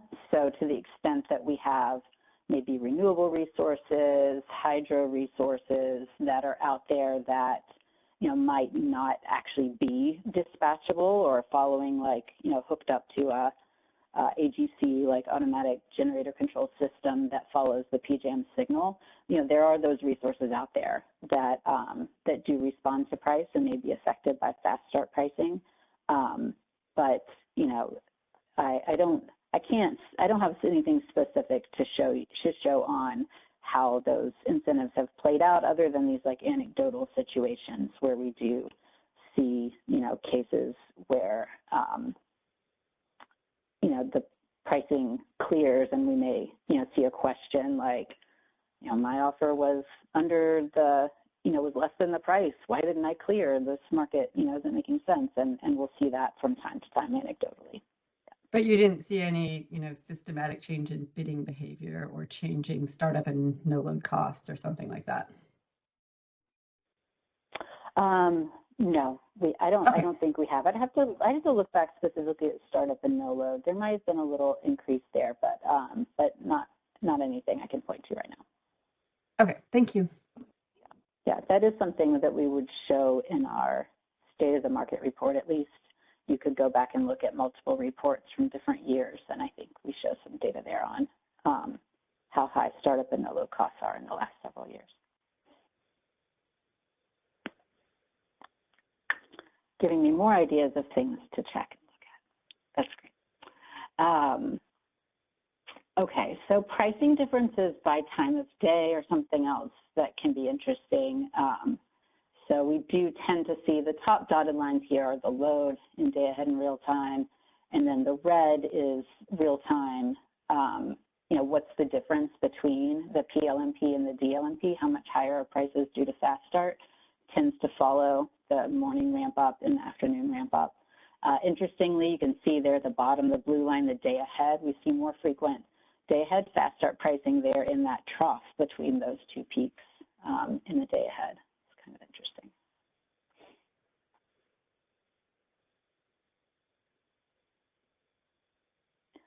Okay. We do have a question from Mike. Okay, sure. Go ahead, Mike. Yeah, thanks. And actually, it was a question on the previous slide. I'm sorry, my hand got put down. That's okay. I'm trying to make sure, yeah, I think you go back to the previous slide. And yeah, it's, yeah, either of those two work. I'm just trying to make sure I'm understanding. This is really kind of a combination question for you and for BJ, I think. I mean, because I'm not, I mean, is there a distinction that I'm missing someplace? I just, you know, I'm trying to square this, which, you know, percentages vary, but they're kind of in the, you know, they're mostly in, say, the 6 to 10% range with a larger increase. And then BJ was saying the impact of fast start pricing was minimal. Was this intended by what you meant by minimal, BJ, or is there some sort of difference where you're looking at one thing and Catherine's looking at another? We're just trying to make sure that there, you know, there's some sort of difference between these two different analyses and catching somehow.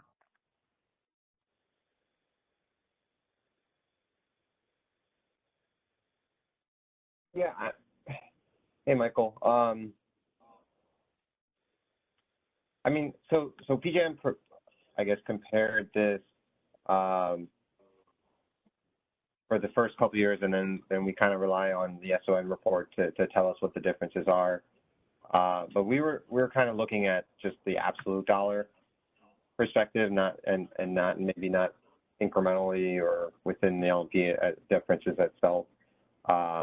I think Catherine's going to talk about the time of the day as well, and that plays a factor in, because you have your quick start or your more expensive resources online when you need them, and not necessarily at night periods and things like that. So, and then depending on, you know, the weather conditions and things like that, that'll play a factor into when we're seeing some of these differences and things like that as well. So if you don't see it throughout the day, you could see, like on this current slide, you know, February, March time frame it's very small, and sometimes, but that could be driven by weather, it could be driven by you know, extreme events, things like that as well. So it's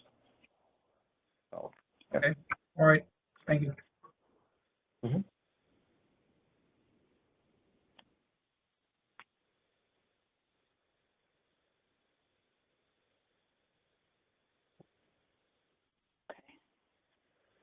Are we ready to keep going?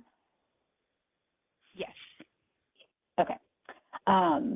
So this next slide is showing locational price differences, how much they can vary across the different parts of PJM. So just to give you some perspective here, you can see about 3/4 of the way down is PICO at 6.3% real-time difference. That's the area where you know, we have very low gas prices, lots of large combined cycles on the system, and prices tend to be lower. And then you can see, you know, some higher prices. I think the highest one was DPL, which is down on the Delmarva Peninsula. So it's somewhat isolated, smaller units. So there'd be more fast start units down there. The price is about 9.3% higher. Just on the other side of the constraints north from there, the first row, Atlantic City, you know, is down at 6.5% as well for the price difference. So it really matters, you know, which side of a constraint you're on, what part of the footprint you're in, can make a difference, you know, of course, in your overall LMP, but also in how much fast start pricing is affecting prices in that area. So. Catherine, can I, and we also, sorry, can I ask a question? This is James Friedrich from the CAISO. Can I ask a question on that previous slide? Sure. Can you comment on the geographic distribution of fast start resources across the PJM footprint? It seems, I'm just thinking for the California ISO did an analysis looking at geographic distribution of potential fast start pricing impacts, and it strikes me that the percent differences here between these regions are less dramatic than what the CAISO analyzed. So I think that could come down to two things. Either one, the geographic distribution of fast start resources across the PJM footprint is pretty uniform. But it also could be that even if fast start resources were clustered in certain areas, that if there was no congestion between these zones, that the fast start resource could still set sort of a system-wide price. So could you comment on those things, please? Yeah, I would definitely not say they're uniformly distributed around PJM. They're probably more, in, as you might expect, more CTs and diesels are going to be in geographically tight areas, either close to large cities or in more geographically isolated areas, like I mentioned, down on the peninsula. So places where there aren't as many, large resources. So they're in pockets, right, throughout the system, but we have a lot of large cities and we have a coast and peninsulas. And so we have, this different geography that is spread around the system. But overall in PJM, we do have, maybe a small number of major constraints that cause price separation. So while, we have a lot, say our most constrained area we think about a lot is right on the Pennsylvania-Maryland border, where we have that lower cost gas up in Pennsylvania, where those prices translate over into northern New Jersey at lower prices. And then once you get down on the DC Baltimore side of those constraints, those prices trickle all the way down into Virginia and are similar, kind of pushing down into a larger geographic area. So while you may have fast start units that are just on one side of that high price side of the constraint, that area that's affected by that constraint could, be large and covering, several hundred square mile areas across PJM. Thank you so much. Mm-hmm.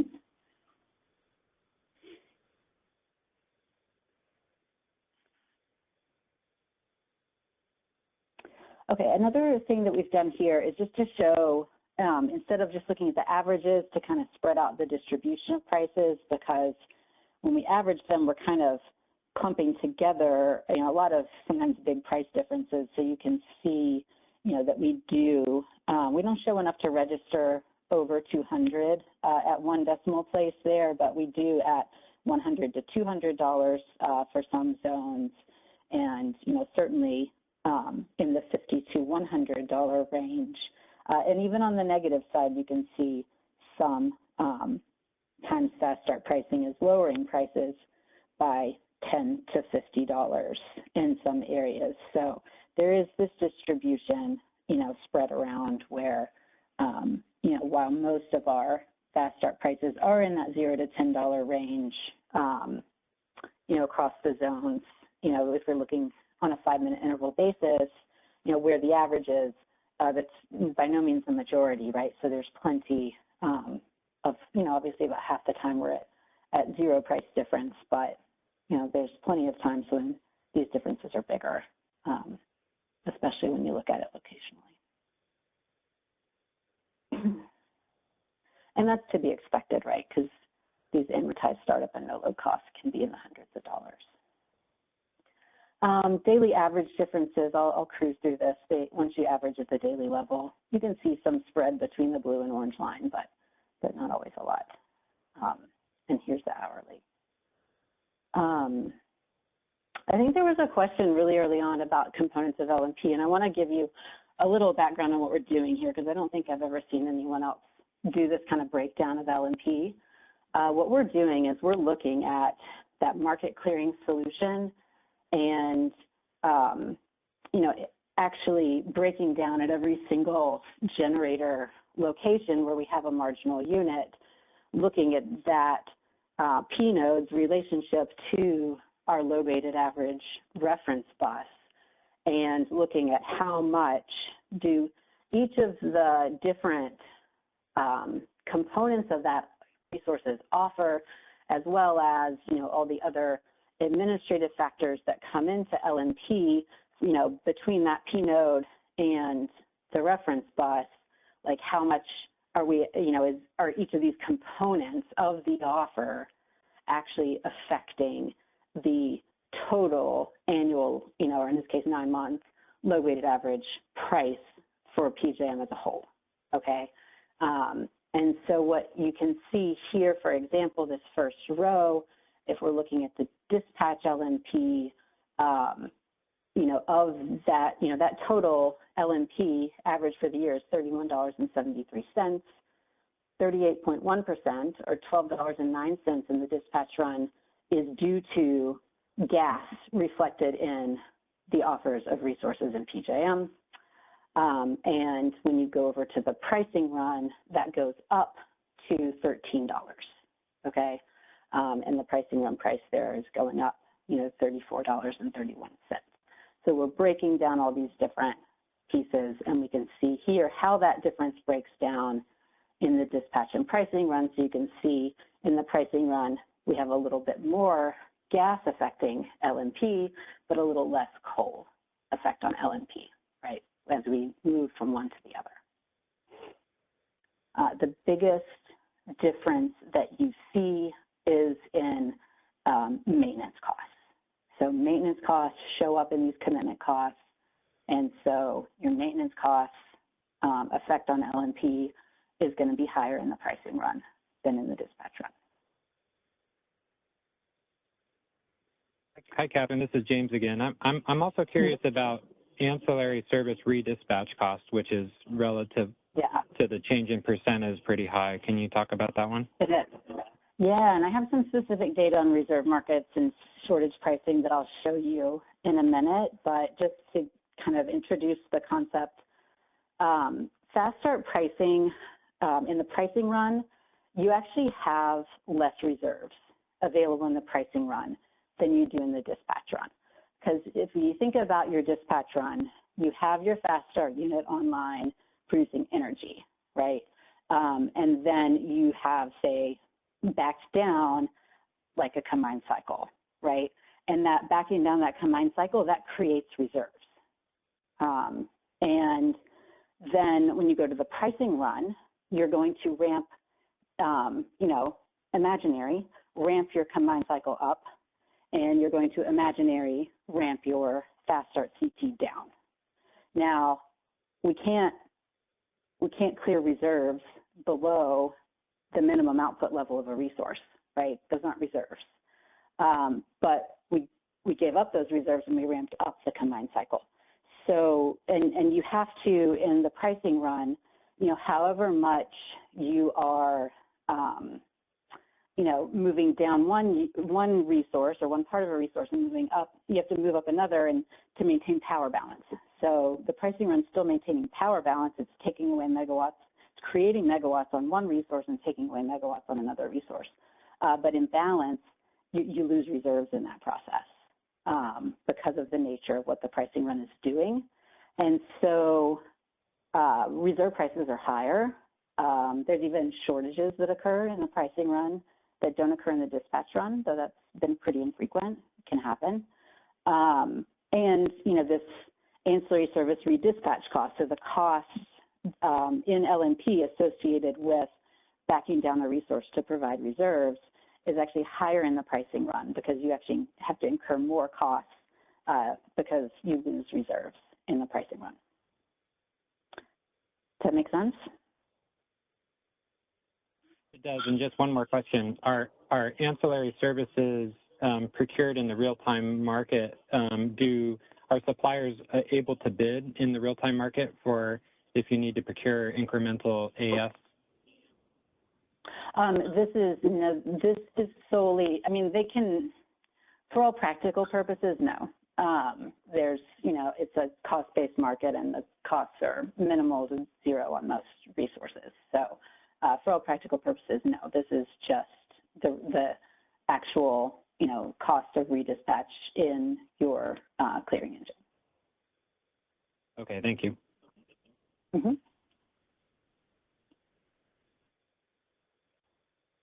Okay, so on this next slide, this is only looking at the pricing run, but it's the same breakdown of the components of LNP that we do.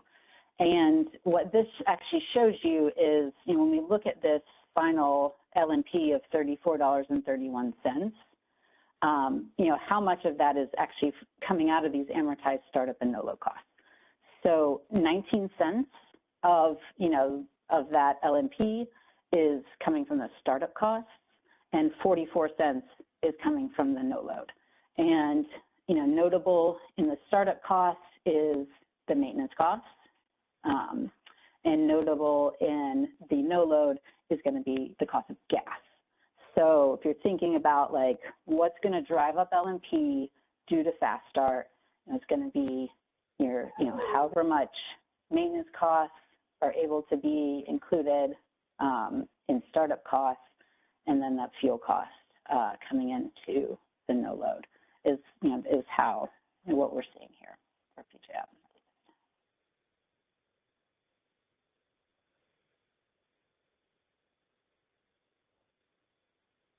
All right.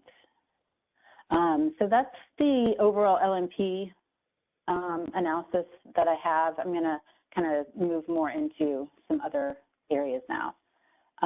We talked a little bit about fast start eligible, fast start capable units. We do, have heard this argument that fast start pricing would create incentives for the entry of more fast start units. We don't see this. We would look for that here in the columns for the CTs and the diesels, which have gone down since the number that we have gone down since fast start pricing began. So we, where we do see more fast start eligible units and batteries and solar, that's not because of fast start pricing, right? Those resources aren't really using fast start pricing, and we've had larger, market changes going on in PJM that are bringing those in. And in fact, all those batteries are not even in the energy market. They're just in the regulation market. So we'll talk a little bit about uplift. So as we've discussed, there is an intention with fast start pricing to reduce uplift, and in PJM, it's specifically thinking about what we call the balancing generator payments. So that's the uplift payments made based on real-time market operations, generators. So you think of your typical case of a gas CT called on for a constraint in real time. And then we've talked about the new uplift, dispatch differential, lost opportunity costs, and that, this net change in uplift is an empirical question, and we can easily quantify how much the new uplift is. Difficult to say what, if any, effect fast start pricing has had on reducing these balancing generator credits. And, how much change, how much you might reduce uplift with fast start pricing would depend on many factors, from how you define a fast start unit to, how many of those are in your fleet. And then the pattern of use of fast start resources by operators also matters. So, we see scenarios when, maybe 5 CTs were called on for a constraint when 1 or 2 would have sufficed, right, to relieve the congestion. But now you've got 5 CTs that are fast start being back, that could be backed down for fast start pricing, instead of 2. And so that's going to make it more frequent. And even, if you have called on more than are needed, to relieve the constraint, that's actually going to make it more likely that you'll have a fast start unit setting price, because the market's, as soon as the pricing run sees, oh, I don't need those resources, I want to back them down, then they're more likely to set price. So the times when a fast start unit setting price is not always this scenario we think of, oh, the fast start unit's the next unit that we need, right, for this constraint or for load. And so we think of it in some sense as being marginal. And like I mentioned before, there can be, 15, 30 minutes, an hour, minute gap from when, a fast start unit is seen as needed and called on until it would even be eligible to set price. So when a fast start unit setting price, and when it's marginal, might not be because, it's needed to ramp up or needed to come on. It could be because it's needed to go off, right? So the pattern of use, when these resources are on, makes a difference. And of course, the magnitude of your fuel costs, your emissions costs, maintenance costs, the things that go into those commitment costs. So here's an uplift history from PJM. So these are pulled from our past state of the market reports for the first 3 months. So this is a 10-year history. Day ahead uplift, day ahead generation credits are really not affected by fast start units. These mostly go to steam units, coal and gas steam units. So, some combined cycles, not really your fast start units. Your balancing generator credits are more going to go to fast start units, as are your balancing lost opportunity cost credits. So the balancing generator credits are really what in concept, fast start pricing would be targeting. So, we don't see a pattern here of these going down since 2021. They've roughly, they bounce around for a lot of different factors, from how many, extreme weather events we had to what overall fuel prices are in the market. So, we've had quite low fuel prices, in 23 and 24, and we don't see a big, any big reductions here in balancing generator credits that we can point to with fast start pricing.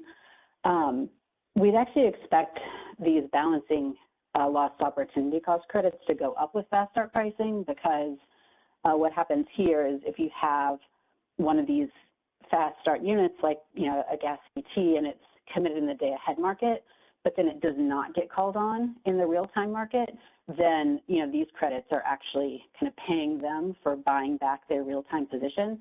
So a higher LMP due to fast start would actually make this part of uplift go up, right? So, so we have some things that can go down, some things that can go up. And then we have the new payments, the dispatch differential lost opportunity cost payments. Here you can see in magnitude, they're definitely smaller than our other major categories of uplift.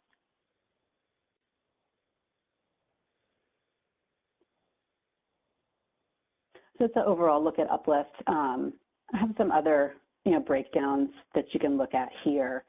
This is just looking at the last 2 years, 23 and 24. In this balancing second category, the last row there is your dispatch differential lost opportunity cost. So you can see it was $500,000 in 2023, 1.6 million first 9 months of 24. And you can see the breakdown compared to all the different other categories of uplift that we have. We also have which types of units are receiving it. So if you look over here at your dispatch differential lost opportunity cost in the far right column, who is that going to? So this is kind of giving you some idea, who's getting the payments for backing down for fast start resources.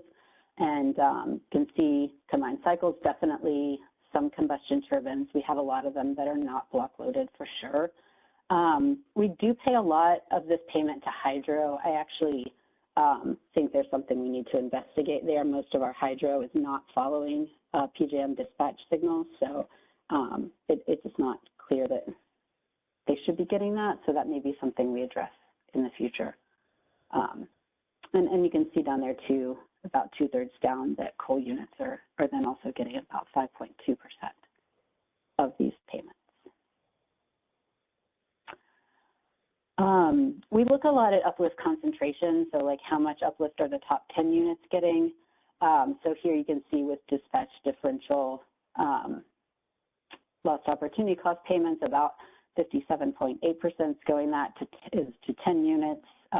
About 84.6% of that is going to 10 organizations.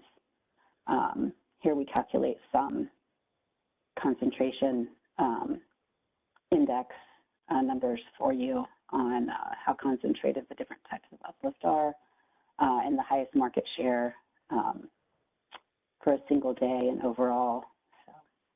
So. I'll move on. Are there any questions on uplift? Hi, Catherine. There's no questions in queue. Okay, thank you. All right, switch over to the next topic then, which is virtuals. Fast start pricing changes the pricing paid by and to virtuals from those used to clear the transactions. I think, the same thing, I think there were some questions before about whether imports and exports, were cleared in the market based on bids, and I think that would work similarly to virtuals, right, if they were, especially if it were day ahead. One thing that can happen for a virtual, if you particularly think of a DEC, a virtual demand bid that wants to buy at $50 a megawatt hour energy. And then that dispatch LMP, when we clear the market, it clears because the dispatch LMP is $45 a megawatt hour. They're willing to pay $50. We would want to clear that bid. So the DEC will clear because their bid and willingness to pay exceeds the dispatch run LMP. But then fast start pricing hits and the pricing run LMP say it comes in at $100 a megawatt hour. Well, that DEC cleared the market and it will be charged and required to pay $100 a megawatt hour for the energy it purchased, even though it bid in a willingness to pay of only $50 a megawatt hour. So that's something that can, and does happen with fast start pricing. Now that would imply, the DEC's losing money. That's based on, that clearing is based on day ahead prices. We know day ahead prices don't differ as often or by as much as real-time prices. So it turns out, on average, your virtual demand bids, your DECs, are going to benefit from fast start pricing overall because that price increase in real time is going to be, where they make their money. So even if we do sometimes see that they clear uneconomically day ahead, fast start's going to bump them up to, selling back that energy at a higher price in the real time, which is a benefit. So we've been tracking, I don't have the totals here. It's a good bit of money by now. What the difference is in the settlements of virtuals due to fast start. So say we're looking at those DECs, the solid orange line is the profitability based on, the actual profitability using the pricing run prices. But the dashed line is what they would make based on the dispatch run prices. So there you can see there's just this persistent gap where the DECs make more money because of fast start pricing. They benefit. Fast start pricing, creates an incentive for more DECs to come into the market. It has the opposite effect, obviously, on the virtual supply, the inks. They're the blue lines where you can see that solid blue line. What they're making is consistently lower than the dashed line, which is what they would make under the dispatch run prices. So that's an interesting difference just to think about. There was the question, what incentive changes do you see? What's the difference? Well, here you can see it with the profits to virtuals, that we've clearly changed the incentives here. Hey, Catherine, this is James. Mm-hmm. Yes. Can you please define the acronym UTC? Yeah, I was trying to slip past without talking about that one. If it's not relevant, that's okay. It's not really relevant. Those are up to congestion transactions. They're both like a paired ink and DEC at the same time that's meant to be like a virtual around a constraint.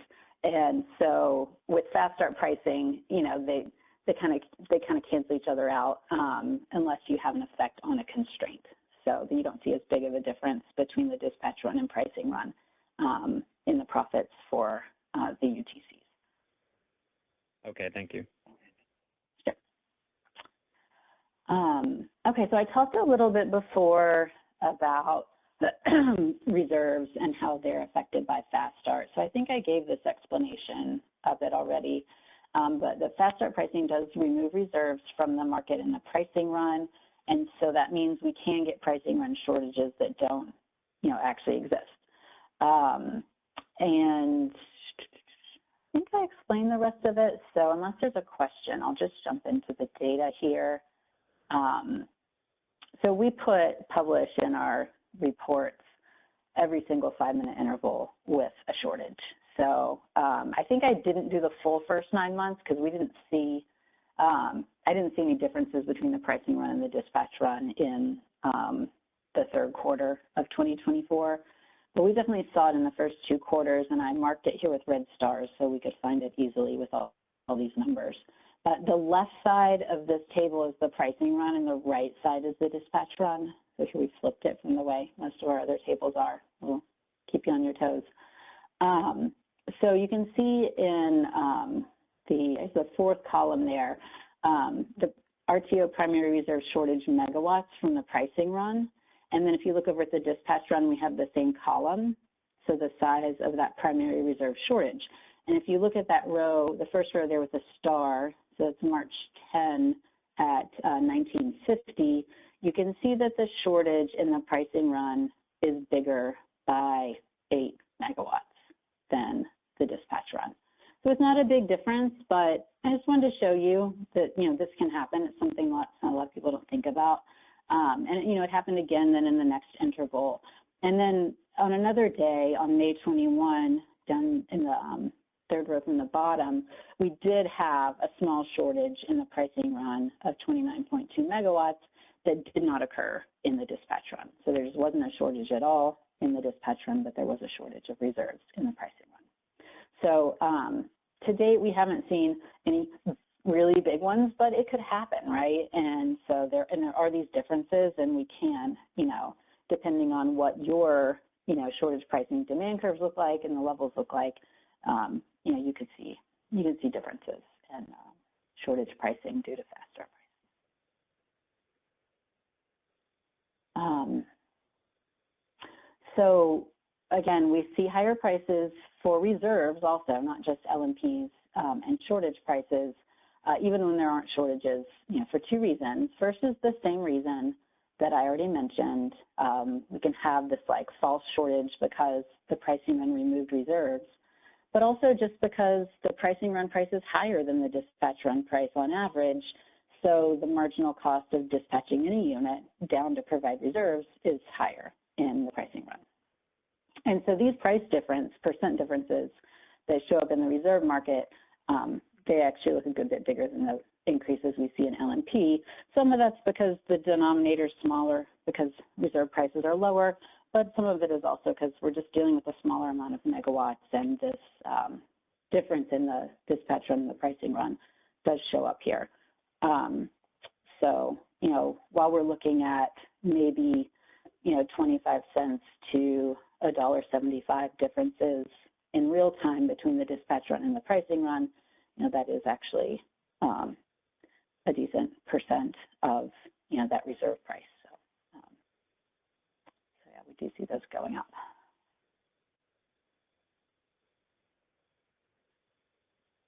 And again, with with non-synchronized reserves, just showing the same thing. And while fast start pricing doesn't affect the quantity of regulation in the dispatch run and the pricing run, it does affect the prices there.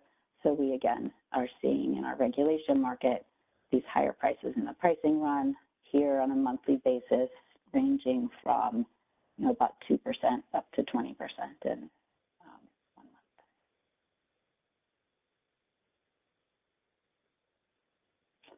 1 month. Okay. Next topic here is fast start and constraints, and so this is the last section that I have here. Another thing to think about is that fast start pricing changes the shadow price of your constraints. So when a fast start unit's marginal, the amount of constraint relief provided by the fast start unit in the dispatch run is different from the pricing run. And also other resources are dispatched differently and provide more or less constraint relief because we have this marginal fast start unit. And as the data showed earlier, we have a marginal fast start unit in the real-time market in PJM like half the time. The marginal fast start unit in the pricing run has a different, usually higher marginal cost than the marginal unit in the dispatch run. And it can even be the case that you have different constraints that bind between the dispatch run and the pricing run. So, different amounts of constraint relief, different shadow prices, but even different constraints are possible. So as a result, constraint shadow prices are generally higher in the real-time market, especially due to fast start pricing. The results are kind of ambiguous in the day ahead market, but you can see them a little more clearly the way you would expect in the real time. So this table shows congestion cost differences for different zones in PJM. in the dispatch run, in the pricing run, and in the day-ahead market and in the balancing market. So these are not congestion components of LMP. These are total congestion costs in millions of dollars. So, typically those in the day ahead are positive, a larger number, and then the balancing congestion tends to be negative. And so you can see here that the balancing congestion in the pricing run is larger, it's a more negative number, right? It's 232.7 million versus 217.6 million. Whereas in the day ahead, the difference is smaller, but we actually see it a little lower in the pricing run. And some of this has to do with, when we're calculating congestion, we're looking at the prices that load's paying versus the prices that generators are receiving. And as I showed you before, the prices generators receive tend to be higher due to fast start, but the prices the load pays, and especially in the day ahead, can be a little ambiguous. It tends to go up or down. And so that's also going to affect our FTR target allocations. I believe you use CRR and CAISO. And, we saw there in that first year with fast start pricing, for those first 4 months when we first had fast start in late 2021, early 2022, we definitely saw these higher pricing run, FTR target allocations in the day ahead, but since they've actually, sometimes been negative and often, pretty close to zero, but there's definitely a difference, and how it would play out, in other markets is, would be tough to say, tough to predict, but it's just another piece to think about that, fast start is affecting the market in so many different ways. And I think one thing that I think we're all thinking about now, kind of moving into the future, is price formation around reserves. And I know CAISO has a ramping product, and if you're trying to use those products to create clean price signals that are consistent with following dispatch, so say that resources back down to create reserves, or to create ramp, or to ramp up to create, ramp down, fast start pricing, may compete or even undermine those efforts, because you no longer you're giving up having 5-minute prices that are consistent with your dispatch signals that you're sending out, right? Your megawatts that you want to get. So, I think that's the most important point I'd like to make is, it does matter that prices are consistent with what you want your market participants to do, and that you want them to follow that economic dispatch in the market. And fast start pricing really is kind of saying, we're going to give that up for something else. We have some other goal that, we're willing to undermine the importance of that 5-minute price signal to achieve. And I think that's where, the real fundamental question is around, whether fast start pricing is a good idea.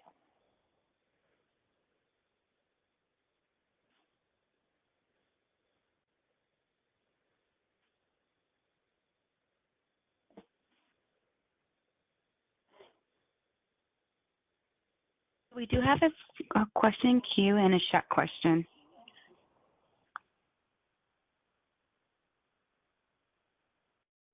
Let's go to Michelle first for her question. Hey, this is Michelle Quito from the CPUC, the California Public Utilities Commission. Would it be possible to go back to slide 30? I don't think I fully understood what that was showing. Yeah, this one. Yeah, sure. Yeah, no, I understand, because this is something a little different that we do. So imagine, you can take the offer of a marginal unit in the market, and you could look at the calculation that was done to form it. Part of what we do in market monitoring in monitoring offers that are submitted, similar to what your Department of Market Monitoring does in looking at default bids and setting those levels is, we have, information on heat rates and fuel costs and maintenance costs and all these different pieces that go into offers. So we use that information and then we look at what the final, what the offer is into the market, all the three pieces, the incremental energy, and, we refer to our commitment cost as startup and no load in PJM. So we have all those pieces and we know exactly how they break down. So we can actually look at a marginal unit and say, okay, this marginal unit set price and it had, $15 of gas, in its incremental energy offer, and it had, another 40 cents per megawatt hour, amortized gas in its no load part of its offer. And so we can look at that and we can actually say, okay, so we know how much of each of these different pieces of the offer went into setting the price at that generator P node.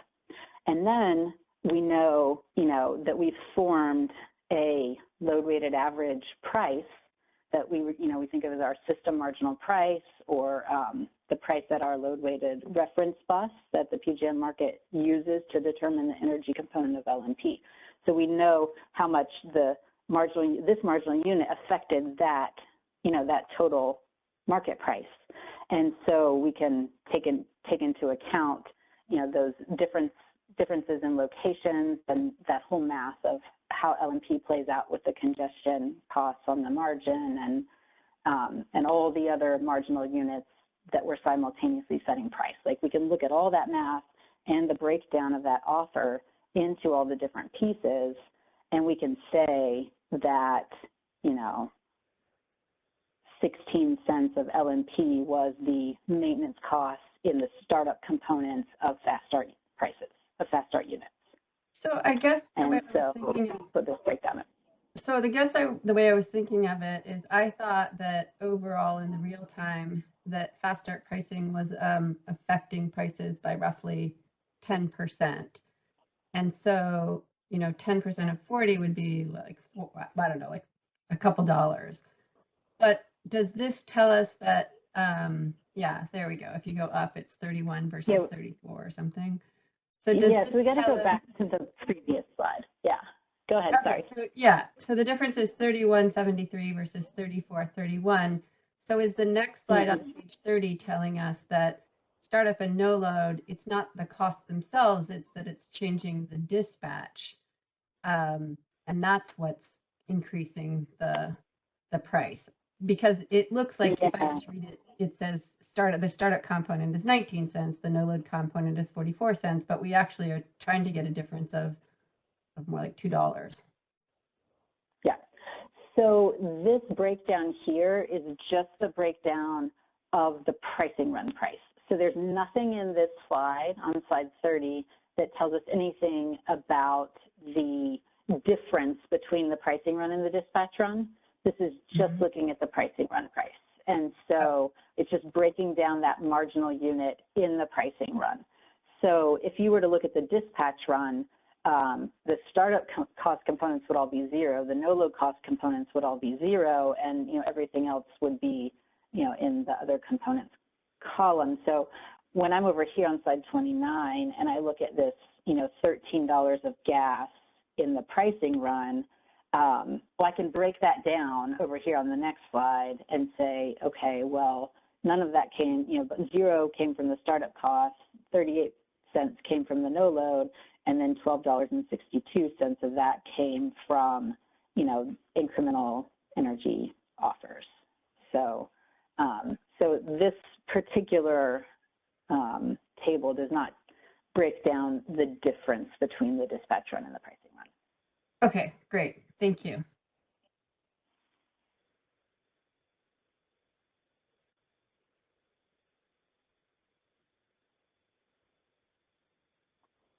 So we did get a question from Lon DeForest from Bonneville Power Administration. He asked, today's presentations have been excellent and very informative. Really appreciate the time provided by our guest speakers. Dr. Tyler's information has indicated FSP has been costly for PJM, about $2 billion per year. and undermines efficient pricing.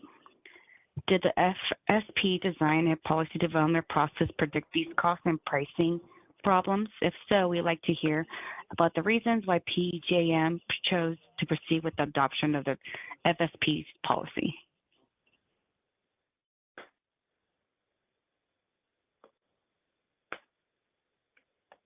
Yeah, I mean, I would point you back to looking at the FERC docket and things that were said. I don't want to speak for PJM here, but you know, there was a movement at FERC at the time to, and I think a notice of proposed rulemaking they put out asking, well, should everybody have fast start pricing? You know, we think this might be a good idea for everyone, and I think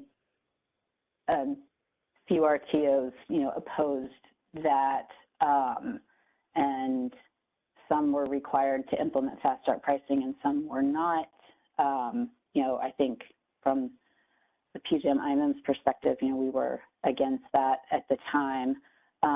It was a time of record low LNPs, some context around it, but I don't want to speak for PJM as to, while PJM was required by FERC to do it, I think they, did not oppose it. So I will let BJ or Kier add anything they want to that. Yeah, history and the filings would certainly be where I would point to, but I think the original reason why FERC provided that directive was because our initial fast start pricing, or the concept of how we price quick start CTs, was unjust and unreasonable. So they told us to investigate, and then came back with an order to say we need to do something about it, as far as I remember. But yeah, we'd have to look through the guts of that if there's any additional questions on it. And then, I mean, I'd say that, PJM filed this and FERC accepted it, and that's kind of where we've been since then. So, yeah.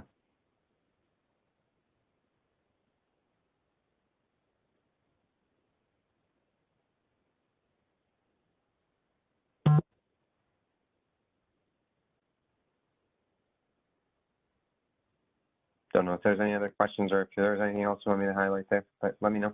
Thanks. It looks like that's the end of the questions in queue, so maybe it'd be a good time to, again, thank BJ and Kayur, and then Catherine, for your presentations today. And I think we really appreciate the chance to get to learn from you. And folks, if there are, both presentations are posted on the CAISO's Stakeholder Policy Initiatives website for your reference.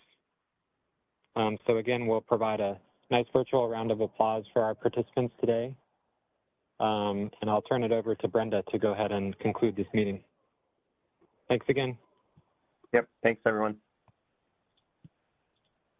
Thank you, everyone. Thank you, James, and thank you, BJ, KR, and Catherine, for your presentations. So next steps for this initiative is that we have a meeting coming up next week that has been sent out as a notice. We also provide a few calendar items that are already for the scheduling for the upcoming meetings, and those are categorized for the topic that we'll be discussing. So that will be shown on the initiative website here, linked here in front of me. And then we also have meetings going all the way through March. So we'll let everyone know ahead of the time, like what meetings are being scheduled. So right now we're doing our best to schedule a little bit like a 2-week in advance our meetings, so that way stakeholders are able to provide any presentation material. If you wish to present at an upcoming stakeholder meeting, we definitely encourage that. Send those over to myself or ISO Stakeholder Affairs at CAISO.com. And then we could definitely work with you on scheduling those meetings. But at this time, we don't have any other updates. We really thank everyone for participating in this call. This call was recorded and will be hopefully posted within the next few business days. We'll work closely with the vendor to make sure those recordings get posted to the YouTube website and get downloaded as well. But at this time, we just have an energy blog that just highlights the latest one that we just posted like last month with the winter readiness and outlook for 2025 with Didi, our VP. And then so we will kind of monitor more energy blog later on this month. We definitely want to continue communicating any further updates, but our calendars are filling up for the next few months. So those meetings have been confirmed. We do have a lot coming up, such as the annual policy roadmap for 2025 scheduled on January 30th. Definitely encourage folks to attend that kickoff call. Will be 1 hour on the January 30th call just to go over the roadmap. But we also have a new initiative that just is kicking off for the demand and distributed energy market integration. That'll be in February 5th. So those meetings are also available on the California ISO website and have been posted with notices. So we look forward to everyone's participation, and thank you for following us in the Price Formation Phase 2 initiative. And then thank you to our speakers, and thank you all for your help, and stay safe out there. Thank you so much, Stacy. We can now close this call.